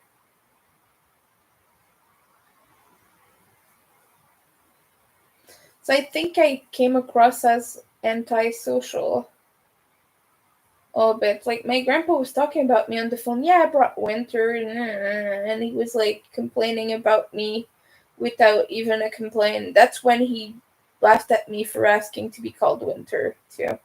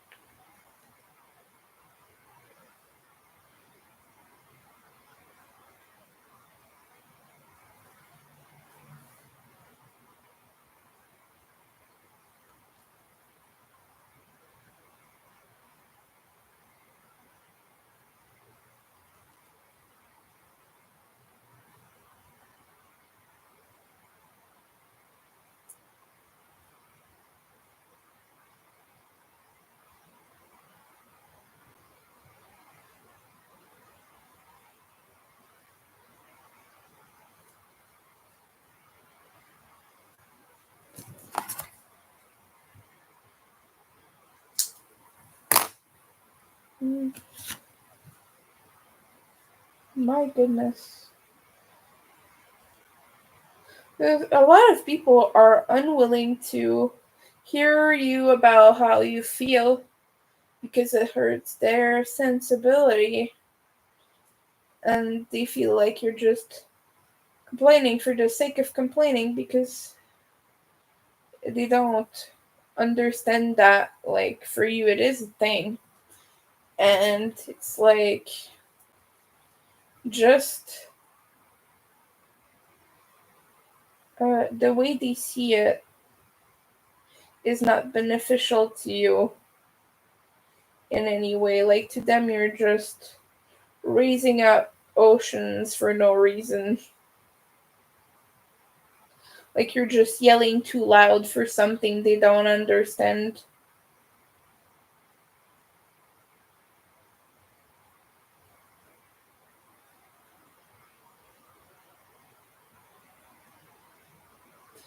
People are often mocked and disrespected for feeling the way they do about things. And that makes me sad. We should validate how each other feel, you know? Like, okay, you feel disrespected when I say that thing to you, so I'm gonna stop saying it. And I'm gonna do my best to make you feel valid and safe, you know? But people are like, no, I'm not saying that very simple thing. Like my aunt was making fun of the French they them pronouns because she was like, oh, but it's so unnatural to use that. Wow, it's just a one letter modification. instead of saying ah, because people say ah instead of elle in French in Quebec, like a raté l'avion instead of elle a raté l'avion. They just say ah. Well, it would just be elle a raté l'avion instead of elle. But she refuses to because, oh, but it's so natural. How do I say it? You just use the same grammar you've always known your whole life, my dear. It's not complicated. It's one word. It's one small word. If you don't want to use it, yes, you are refusing to be inclusive. It's not complicated. I have people who told me, I'm sorry if I make mistakes. I've not used this before. I don't quite know how to, and it's fine. But she was like, it's so hard and complicated. She loves to victimize herself and go like, oh, but it's so difficult. It's not difficult. You just used it correctly, just with the other word. Like you use this formulation every day. Don't make me believe that you don't know how to use it because you just said the same sentence with elle, the feminine pronoun, but you're suddenly unable to use grammar just because it's a yeah, she was bullshitting me essentially. Like, remembering is one thing. People make mistakes. I misgender myself sometimes. I misgender my trans friends sometimes, especially if I knew them before they came out. It happens. Like, we say sorry and we try to do better. But it's the unwillingness to learn that is the problem, you know. It's the unwillingness to learn and to be loving and to create that space for people. That's what we resent. We don't resent you for making mistakes. We resent you for refusing a small inconvenience for the sake of our well being. It's not just a pronoun to us, it's our whole identity and comfort. To you, it's just an annoying thing that you have to remember, but to me, it's the difference between feeling validated and wanting to cry because people are pushing an ideal on me that doesn't fit me. And to you, it sounds like just complaining for the sake of complaining because you do not experience gender dysphoria. But believe me, it's bad. My friend Ian and I were trying to find a good parallel for like how it feels to be misgendered. Like for me, it's a little bit like nails on a chalkboard, but it's also like when someone like feeling gender dysphoria is a little bit like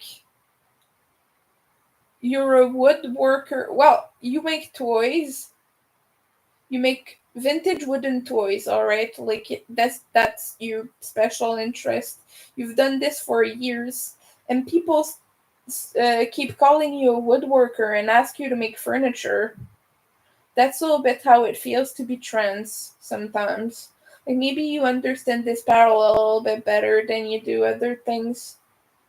Maybe like it's an image that makes sense. But so it's a little bit like you're a toy maker, vintage toy maker. You're very proud of your craft and it makes you happy. It brings you so much joy.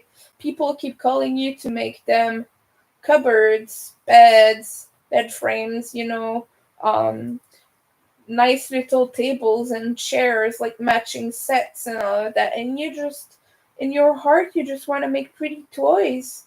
Just want to make these cute vintage uh, muted colors toys that are very beautiful and that toy collectors all over the world just love and that you just love to make because it makes you happy, it makes them happy, it brings joy to people.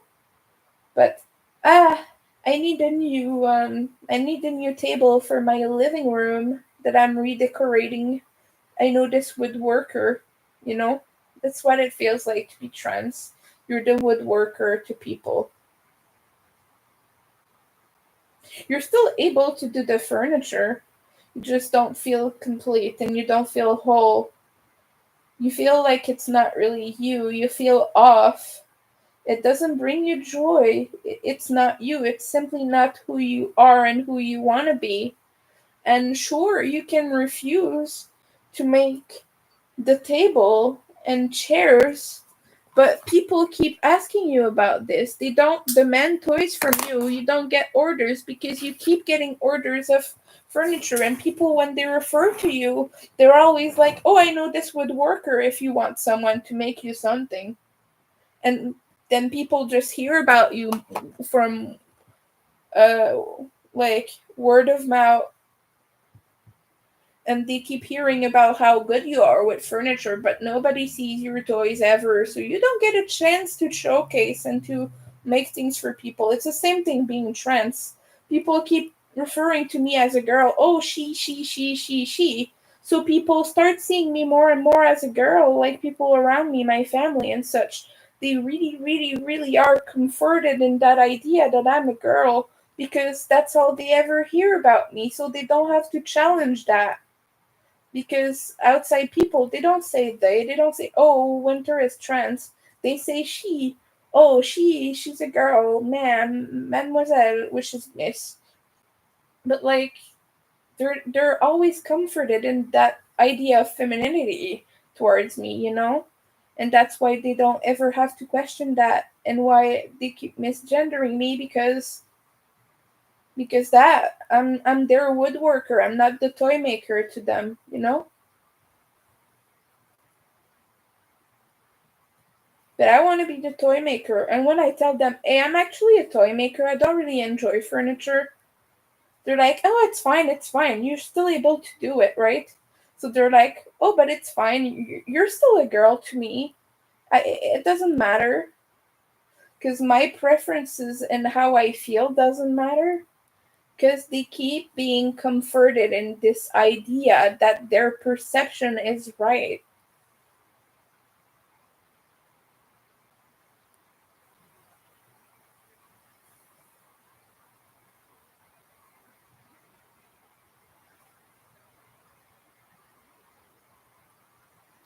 I think the way I explained this actually makes a lot of sense. It's crazy.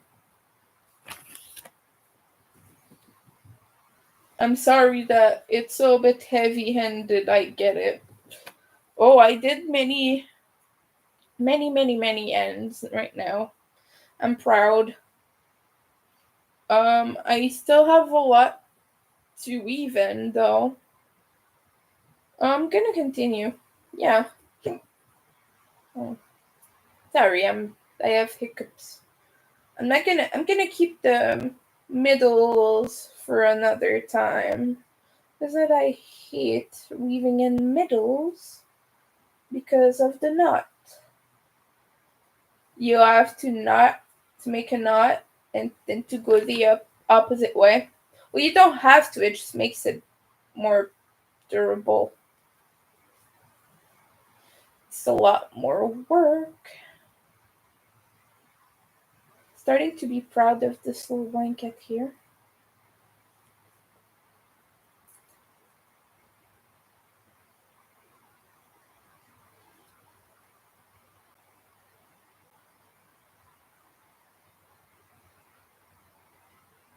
I'm gonna make a thread about the woodworking thing.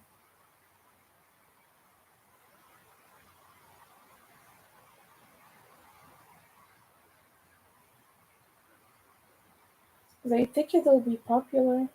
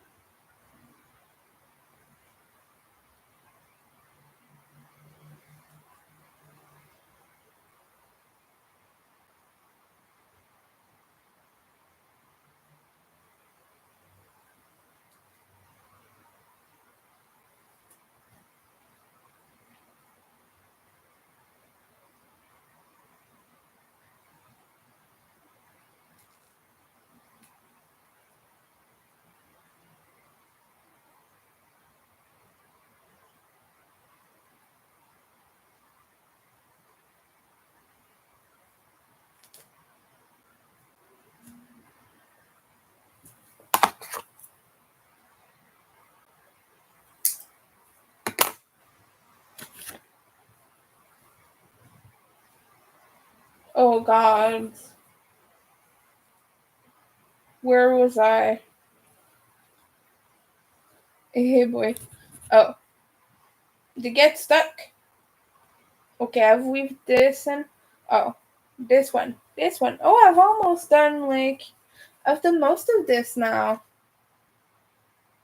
That's good. I have a few in the exterior around here. No. Oh no, I've done this.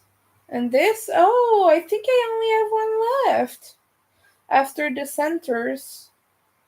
I don't want to do the centers, that's all. Really don't fucking want to do the centers. I'm gonna inspect it once I finish with this white one here.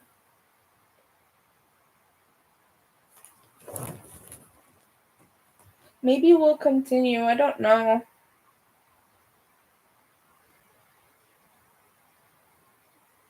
I love this project, it's really beautiful. I need to be. After this, I will go to the washroom.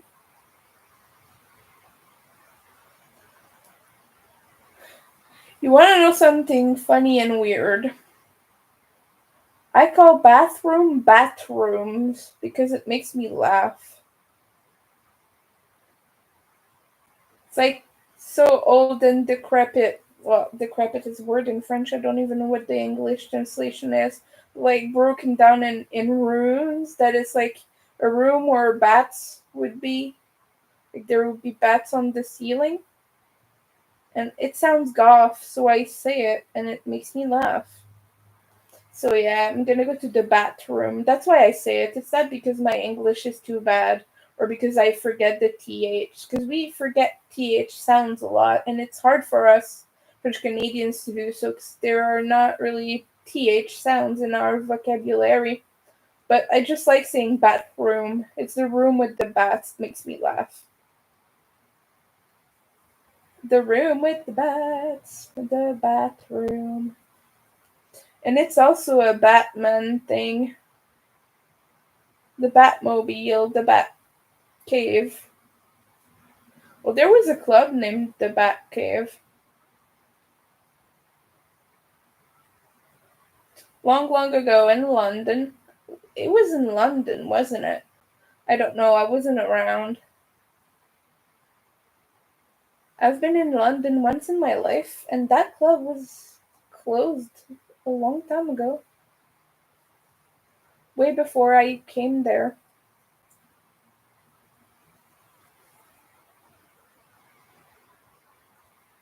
Yep. I need to be. Oh. Oh my. Okay, inspection time. After that, I might even pursue the endeavor of finishing this. Okay. 1, 2. Yeah, I don't see any other ones that are not center weaving tails. I don't see other side tails. I think I can call them side tails. Yeah, I'm done. Yeah, I might do the other ones. I don't know. I might crochet instead. I'm gonna go pee though first. I might crochet. I think I want to crochet. I'm gonna go. I'll be back in 5 hours. I'm joking. I'm gonna be soon. Hold on, I'm just gonna check some. Yeah, okay. I'm gonna have an awkward conversation with Grandpa too. Ugh, but I really need to pee first. Oh, my mega balls. I love saying mega balls. It's very immature, but it's the name of the yarn. This is from Crochet with Me. It's a beautiful Christmas pattern.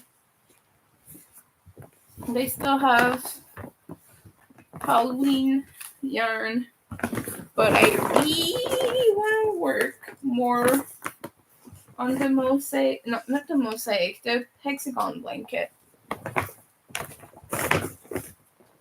Okay, I gotta throw this label away. Okay, I'm just gonna go pee, wash my hands and such. Gonna be right back where I am now.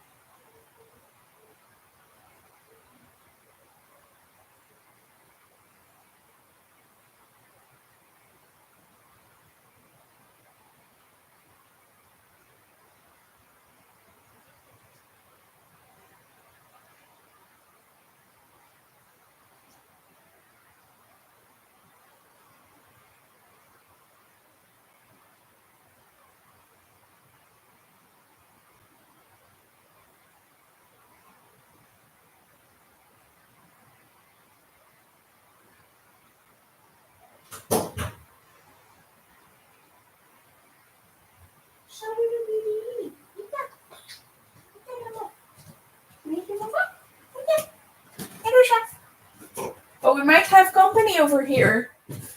Come, Vita, baby. Vita, Vita, mon amour. Oui. Oh, Loulou, attention, attention, bébé d'amour. Tiens. Tiens, je vais te faire de la place pour toi, mon chéri. Vita, tu peux coucher. De la place pour toi, mon amour. Viens. Viens, il y a des gens ici, mon bébé. Vita, Vita. Tu t'aimes. Tu t'aimes, gros poilu. Tu viens-tu? Come. Oh, look at boy. Look at the boy. Say hello. Say hi to Buddy. Buddy. Un beau chat d'amour. Push. Why? Well, he does the pawing. He's doing his claws right now. He doesn't do that usually. Couche-toi, bébé. Hey. Dis bonjour. Bel amour. On fait du dodo avec Winter. Beau chéri. Yeah, he'll just like sit on my bed like that and do nothing all day. When I open the door, that's what he be doing. Not a thing. Good baby. I love you. Baby, do. You are the best cutie. You are my best buddy, Mr. Buddy. Ce sac appartient à une personne. That's what's written on the bag. It means this bag belongs to someone. That's what's written on the bag. They made it like this. I swear, it's stupid. It's okay, it's funny. Okay, how was it again? Like that? Here? Okay. And then I was figuring out which color next. I think I wanted white. White and some orange, maybe. Yeah. White, orange. Okay. White. How many whites do we have? 1, 2, 3, 4, 5. Tu t'aimes, beau bébé. C'est de la laine. He wants to play with my yarn. He wants to play with it. Good baby. You cannot. If you play with the yarn, baby, you'll hurt yourself. I love you. I don't want to hurt you. You're my cute kitty. You're my soft sweetie. You're my pie. I love you. I love my baby. I love you, sweetheart. You're such a beautiful boy. Oh, I love you. Do love me. Les chats, c'est vraiment mignon. You can't see the buddy. Oh, he's hiding. Here. You can see the buddy now. Buddy! Hello. Say hello. Qui est déjà ici, là, mon amour? Oui. Oui. Say bonjour. Say bonjour. Say hi. Regarde, Minou. Buddy. Copain. Regarde, copain. C'est qui ça? C'est qui ça? Yeah, c'est toi. He. It's you. It's him. It's the cat. Hey, don't lick. Grosse bataille. Attention, tu vas tomber. Si. Oh, bébé. Oh. Tu fais doux. Tu fais doux, bébé. I love you.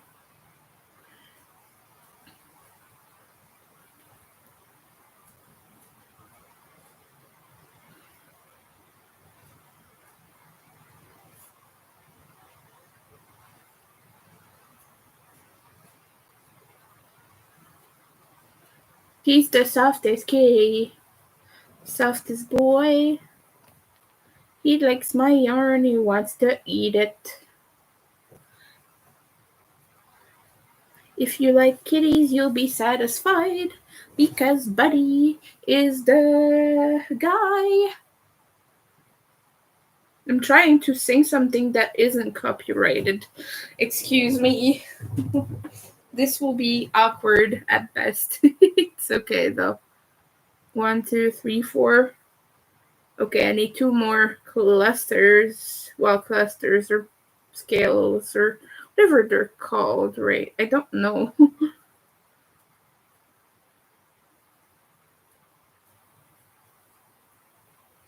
Oh, okay. Buddy! Copain! Qui t'envoie? Mr. Copain.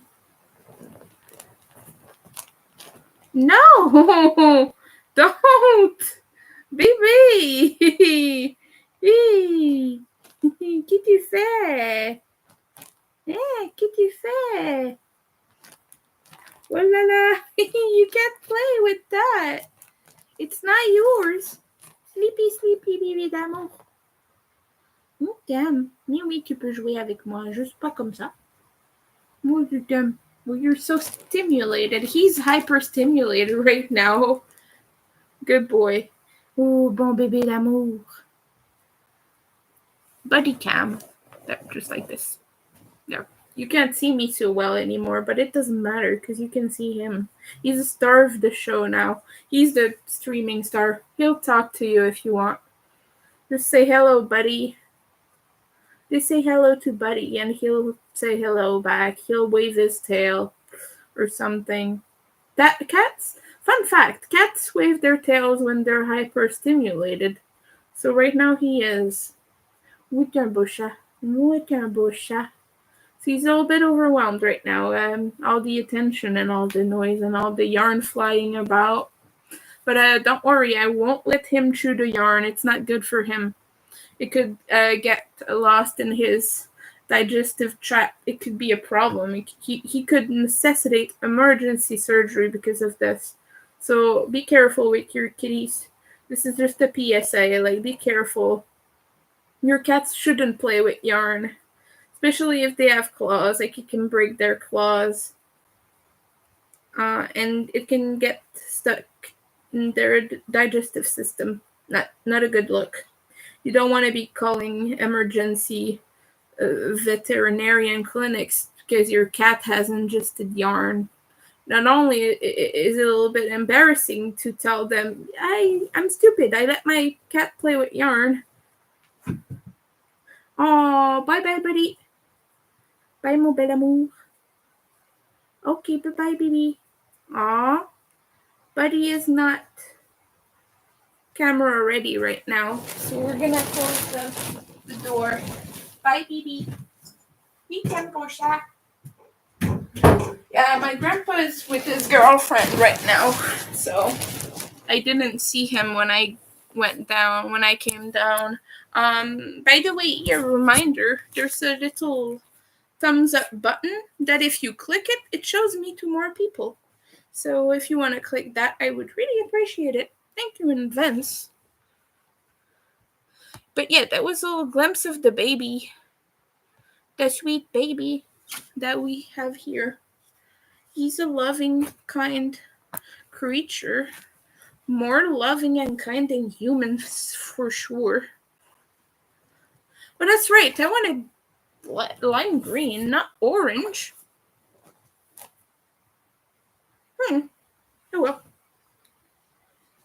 Maybe I want orange. I don't know anymore. I don't know. Oh, I can take this back now. Because Buddy's not here. Buddy's somewhere that is not in this room. Okay.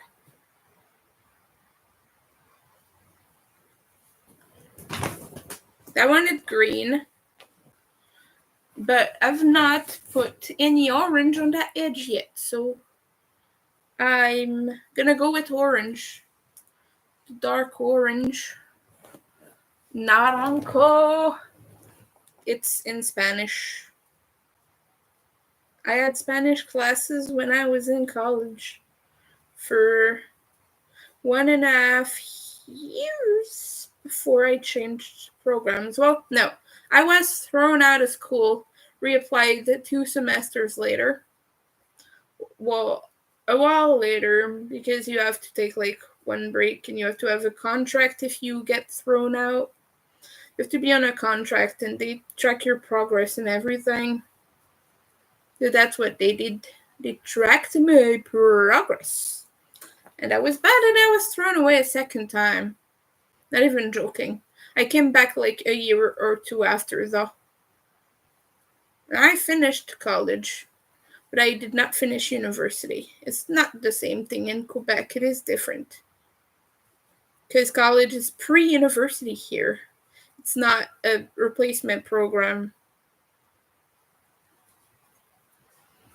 Well, in some instances, there are some courses you can do that will give you a diploma, and you can practice your job after, like your profession. But most of the time, it is a pre-university program. Like you'll be sent to other programs. You'll be able to apply into a more specialized field when you're in university.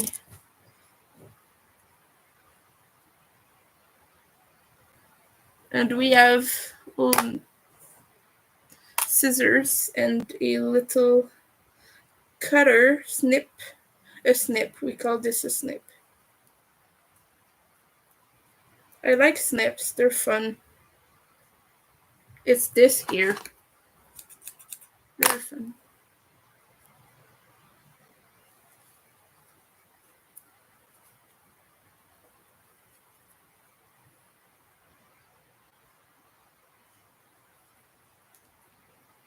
Yeah, I might go and game. Maybe stream a bit of RCT.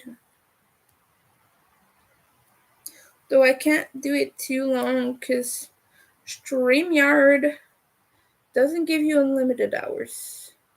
Restream, and there's a bunch. I might restream it. We'll see.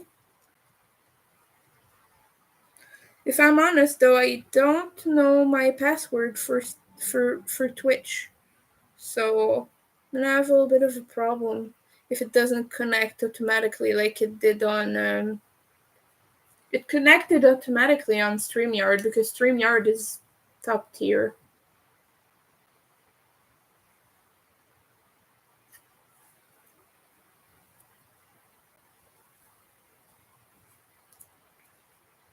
My grandpa's back home.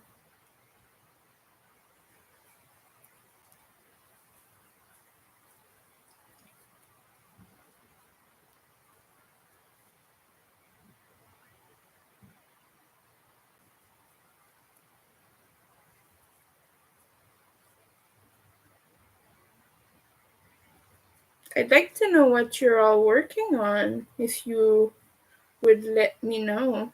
Like, what are you doing? What are you up to? Are you crocheting? Just listening to my ramblings about politics and bullshit?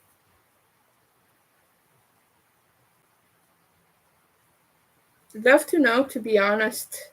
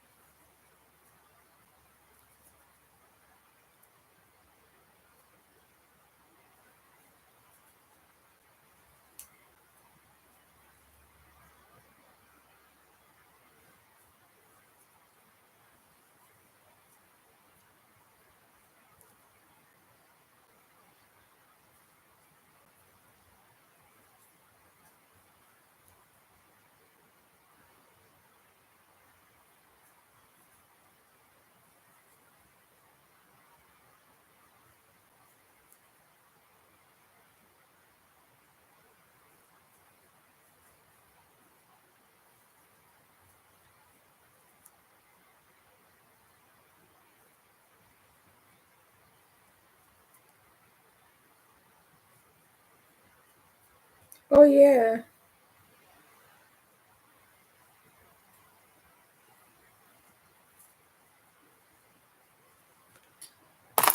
There.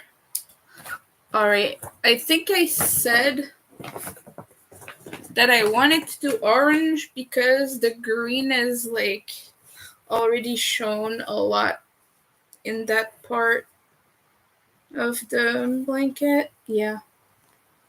And I like orange because it's Halloween. And my hands are already starting to hurt, so I mean, I'm not gonna work a lot on this anyway. I spent 2 hours weaving in hands. It accumulates. I'm glad that I was able to do that with you, people.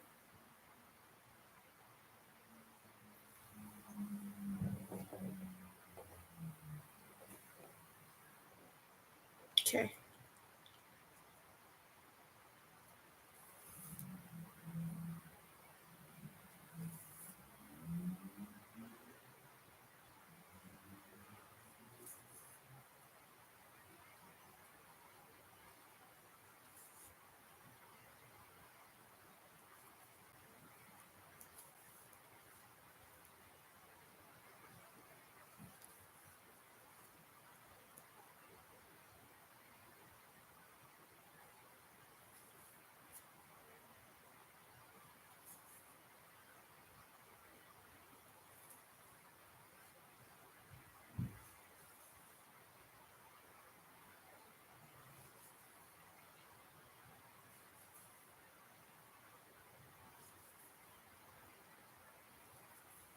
See, I'm waving in hands now.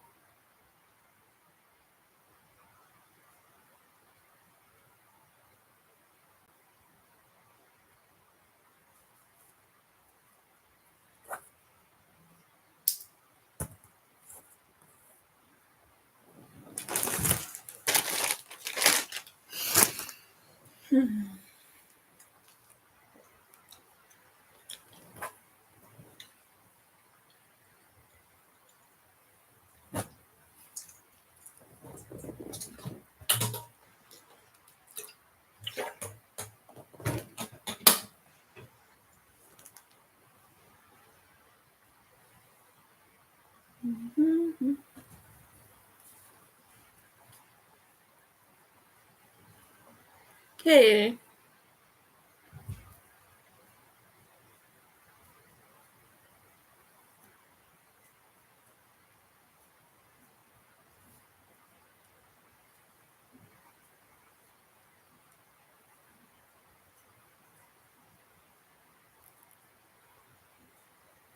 Arr. Ow. Yibi?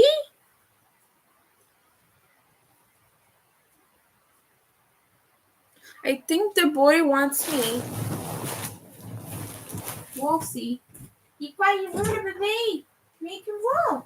Meet him. Hey, meet him. Meet him. Okay, he wants to see me again. Meet him, bébé. Il ne passe pas toi, là. Il a passé en masse pour le féminin. Meet him. Meet him. Whoa, Buddy's here again. He wants to say hello again. Say hi. Meh. Couche-toi, là. Hein? Couche-toi, gros bébé. Oh, bel amour. Meet him, mon beau chéri. I love this baby. Now he's just gonna relax for a bit, I think. He's gonna settle. I was wondering what the heck's wrong. Oh, okay, he just wants attention. Cats are living creatures. They need love too. They feel good when they're around people who they feel safe with. And clearly, Buddy here feels safe with me because he did not like this room prior to me moving in. And it's taken him a few weeks, but now he's here all the time.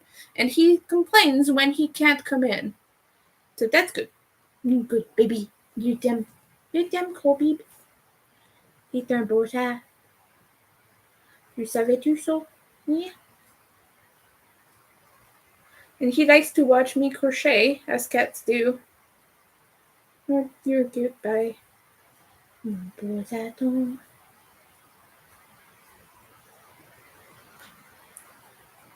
Oh, baby. You can just hear him purr. You can probably not, but I can hear him. It's very soothing. C'est qui le plus beau? Buddy, copain, t'es un beau mine. C'est qui le plus beau de la planète? C'est-tu copain? C'est-tu copain le plus beau? C'est drôle, hein? T'es copain. Copain. Copain. Copain, they do. Yes, I'm singing to the cat. No complaining. You better not. Yeah, after this hexagon, I'm gonna take a hexagon break for a few years. Maybe not. Maybe a day or two. But, like, I gotta. Seriously, my fingers hurt.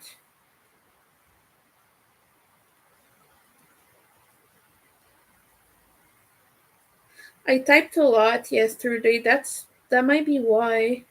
Because I was over on Josh's live stream and I chatted until like 1 a.m.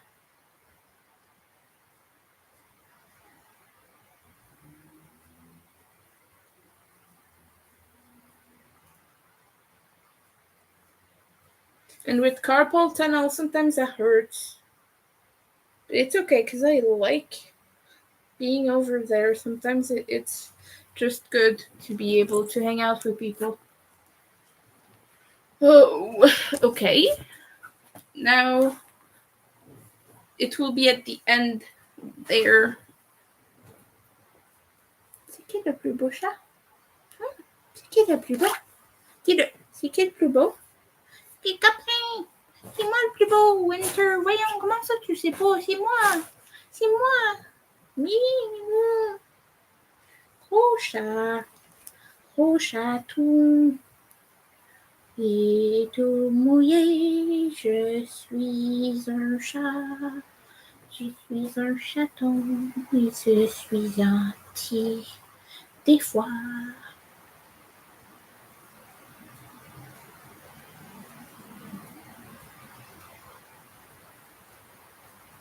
Je suis très doux, j'aime les câlins. Winter me fait toujours des câlins. I'm a kitty, I am pretty, I am soft and lovely. I'm a kitty, I'm pretty. Je suis le plus beau, le plus beau, le plus beau. C'est moi le plus beau, le plus beau, le plus beau, le plus beau. C'est moi le plus beau de la terre, de la planète Terre. J'aime les minous, les minous, les minous. J'aime les minous. Vous verrez. C'est pas drôle d'être un chat. Yes, I sing all the time to him. Yes, I do. You're saying poor cat hearing this, right? he's stuck with me, but he doesn't complain much. As long as I pet him and I talk to him, he seems to be okay with it, really. It's a good sign. Hein? Tu te déranges pas mes chansons débiles, hein, bébé? Il t'aime. Pas lui. Il me suit les pots.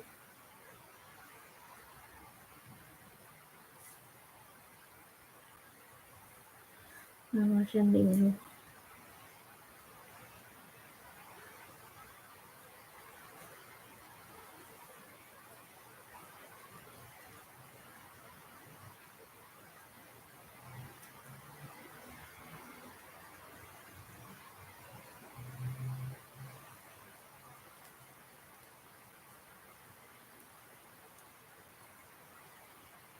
Pas tu ronronnes, toi? Chérie d'amour. Pas trop, la fille de minou. Personne ne s'occupe du chat.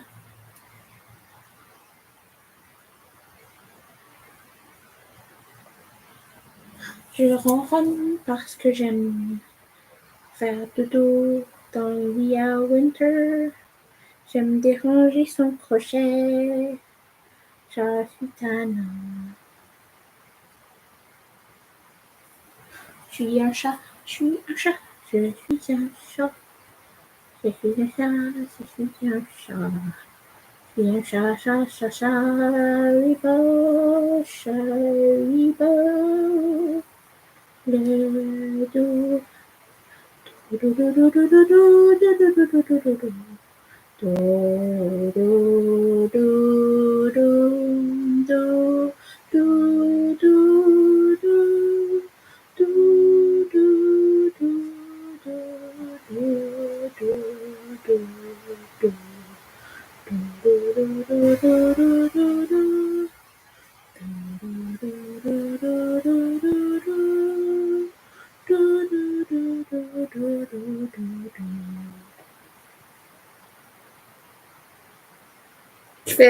I'm doing like the notes, but saying do instead. It means soft in French. You say that about cats. They're soft. Il do le chat. Like this. I'm being silly. I'm very silly. Meow, meow, meow. Meow, meow, meow, meow, meow. Meow, meow, meow, meow, meow. Oh, t'aimes mon amour. T'aimes. Oh, this blanket. So much progress we did today. I'm proud. Because even if I didn't crochet a fucking thing. Well, I did, yeah. I crocheted like. I crocheted 2 hexagons, right? But I weaved in ends, and that is significant progress. 2 hours of weaved ends. And about half an hour of crochet.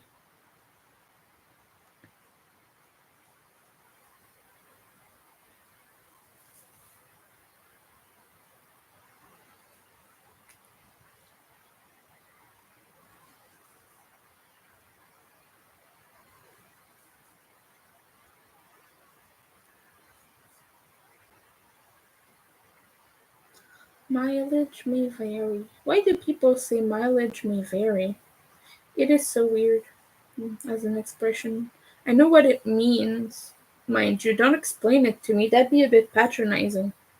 But I just wonder where the heck it came from first and why do people say that? It's weird. Because, of course, mileage may vary. It will vary every time you take your car. And yes, I know what it is supposed to mean. I understand.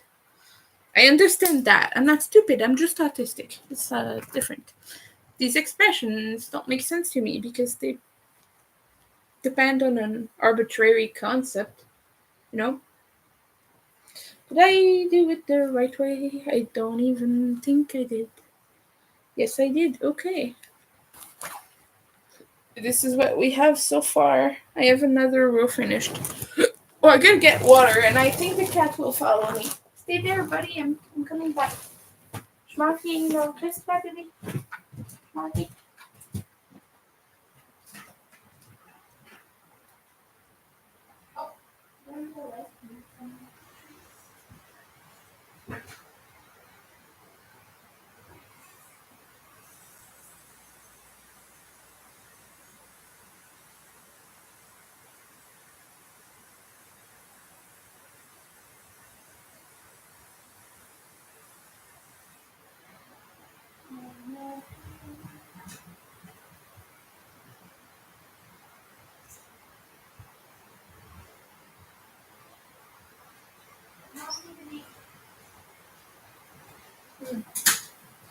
Salut, chérie.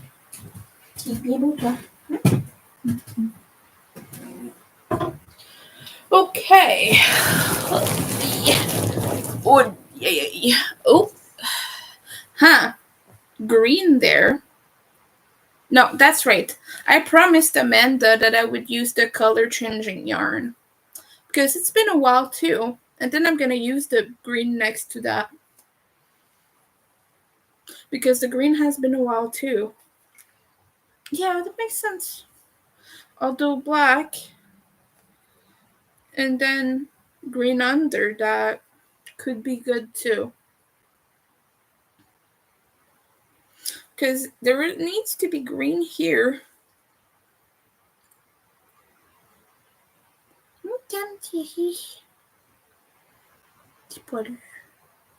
Yeah, not today though. Not today.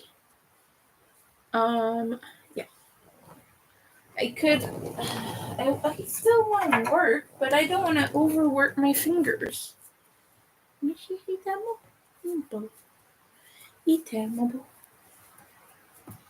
did two of them today. Yeah.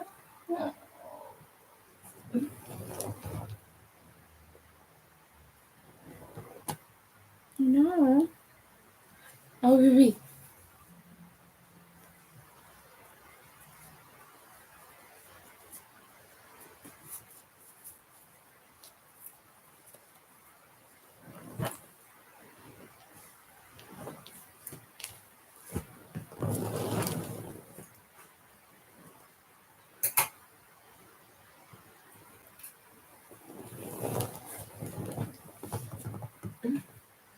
Beau chéri.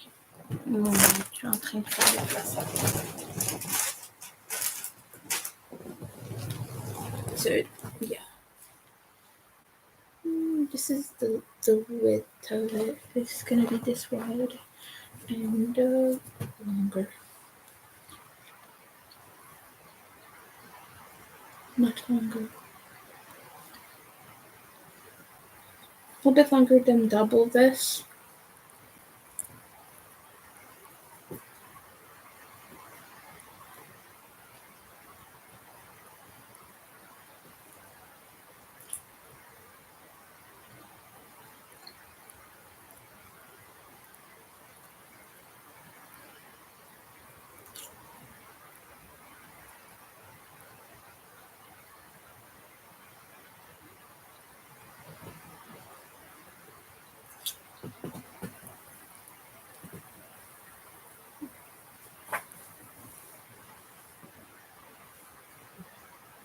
Yeah, that's what we have.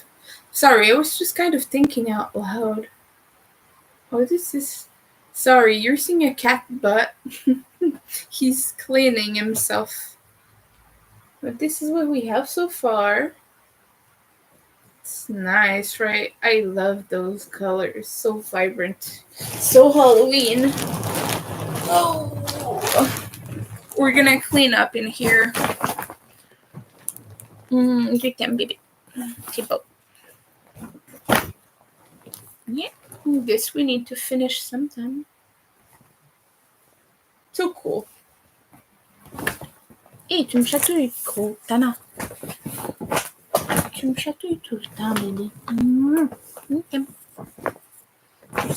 Tu sens le chat. Oui, tu sens le chat. C'est normal, t'es un chat. Bébé. Okay. Such a gorgeous color. Someone wants to sponsor me or get me a bunch of this. Feel free. I need more for my blanket. Oh, excusez, bébé. Attention. Oh non, non, va pas ça. Elle est ici. Mange du chacha de bord. Tapis. Bye, cool baby. Okay. And this is the other one. This one, though, very long. Very long. Much longer.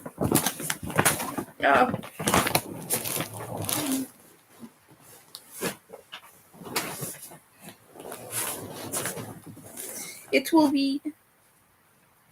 Okay, so this is the wrong side. Okay, when it's finished, this will cover my entire body. I might decide to make it smaller just because I don't have enough to make it huge. Instead of waiting for it to be in stock again and spending hundreds of dollars, I might make it smaller and make just a border with different greens and purples. I don't know.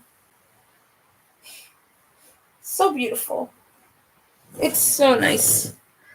But yeah, if I spread it out on my bed, it's missing a few inches. It's missing 2 inches before it reaches. So a few rounds, 2 rounds should be maybe 4 rounds max should be okay. 3 rounds would be like this, but double, it would add this. It would spread nicely on my bed if I did it that size.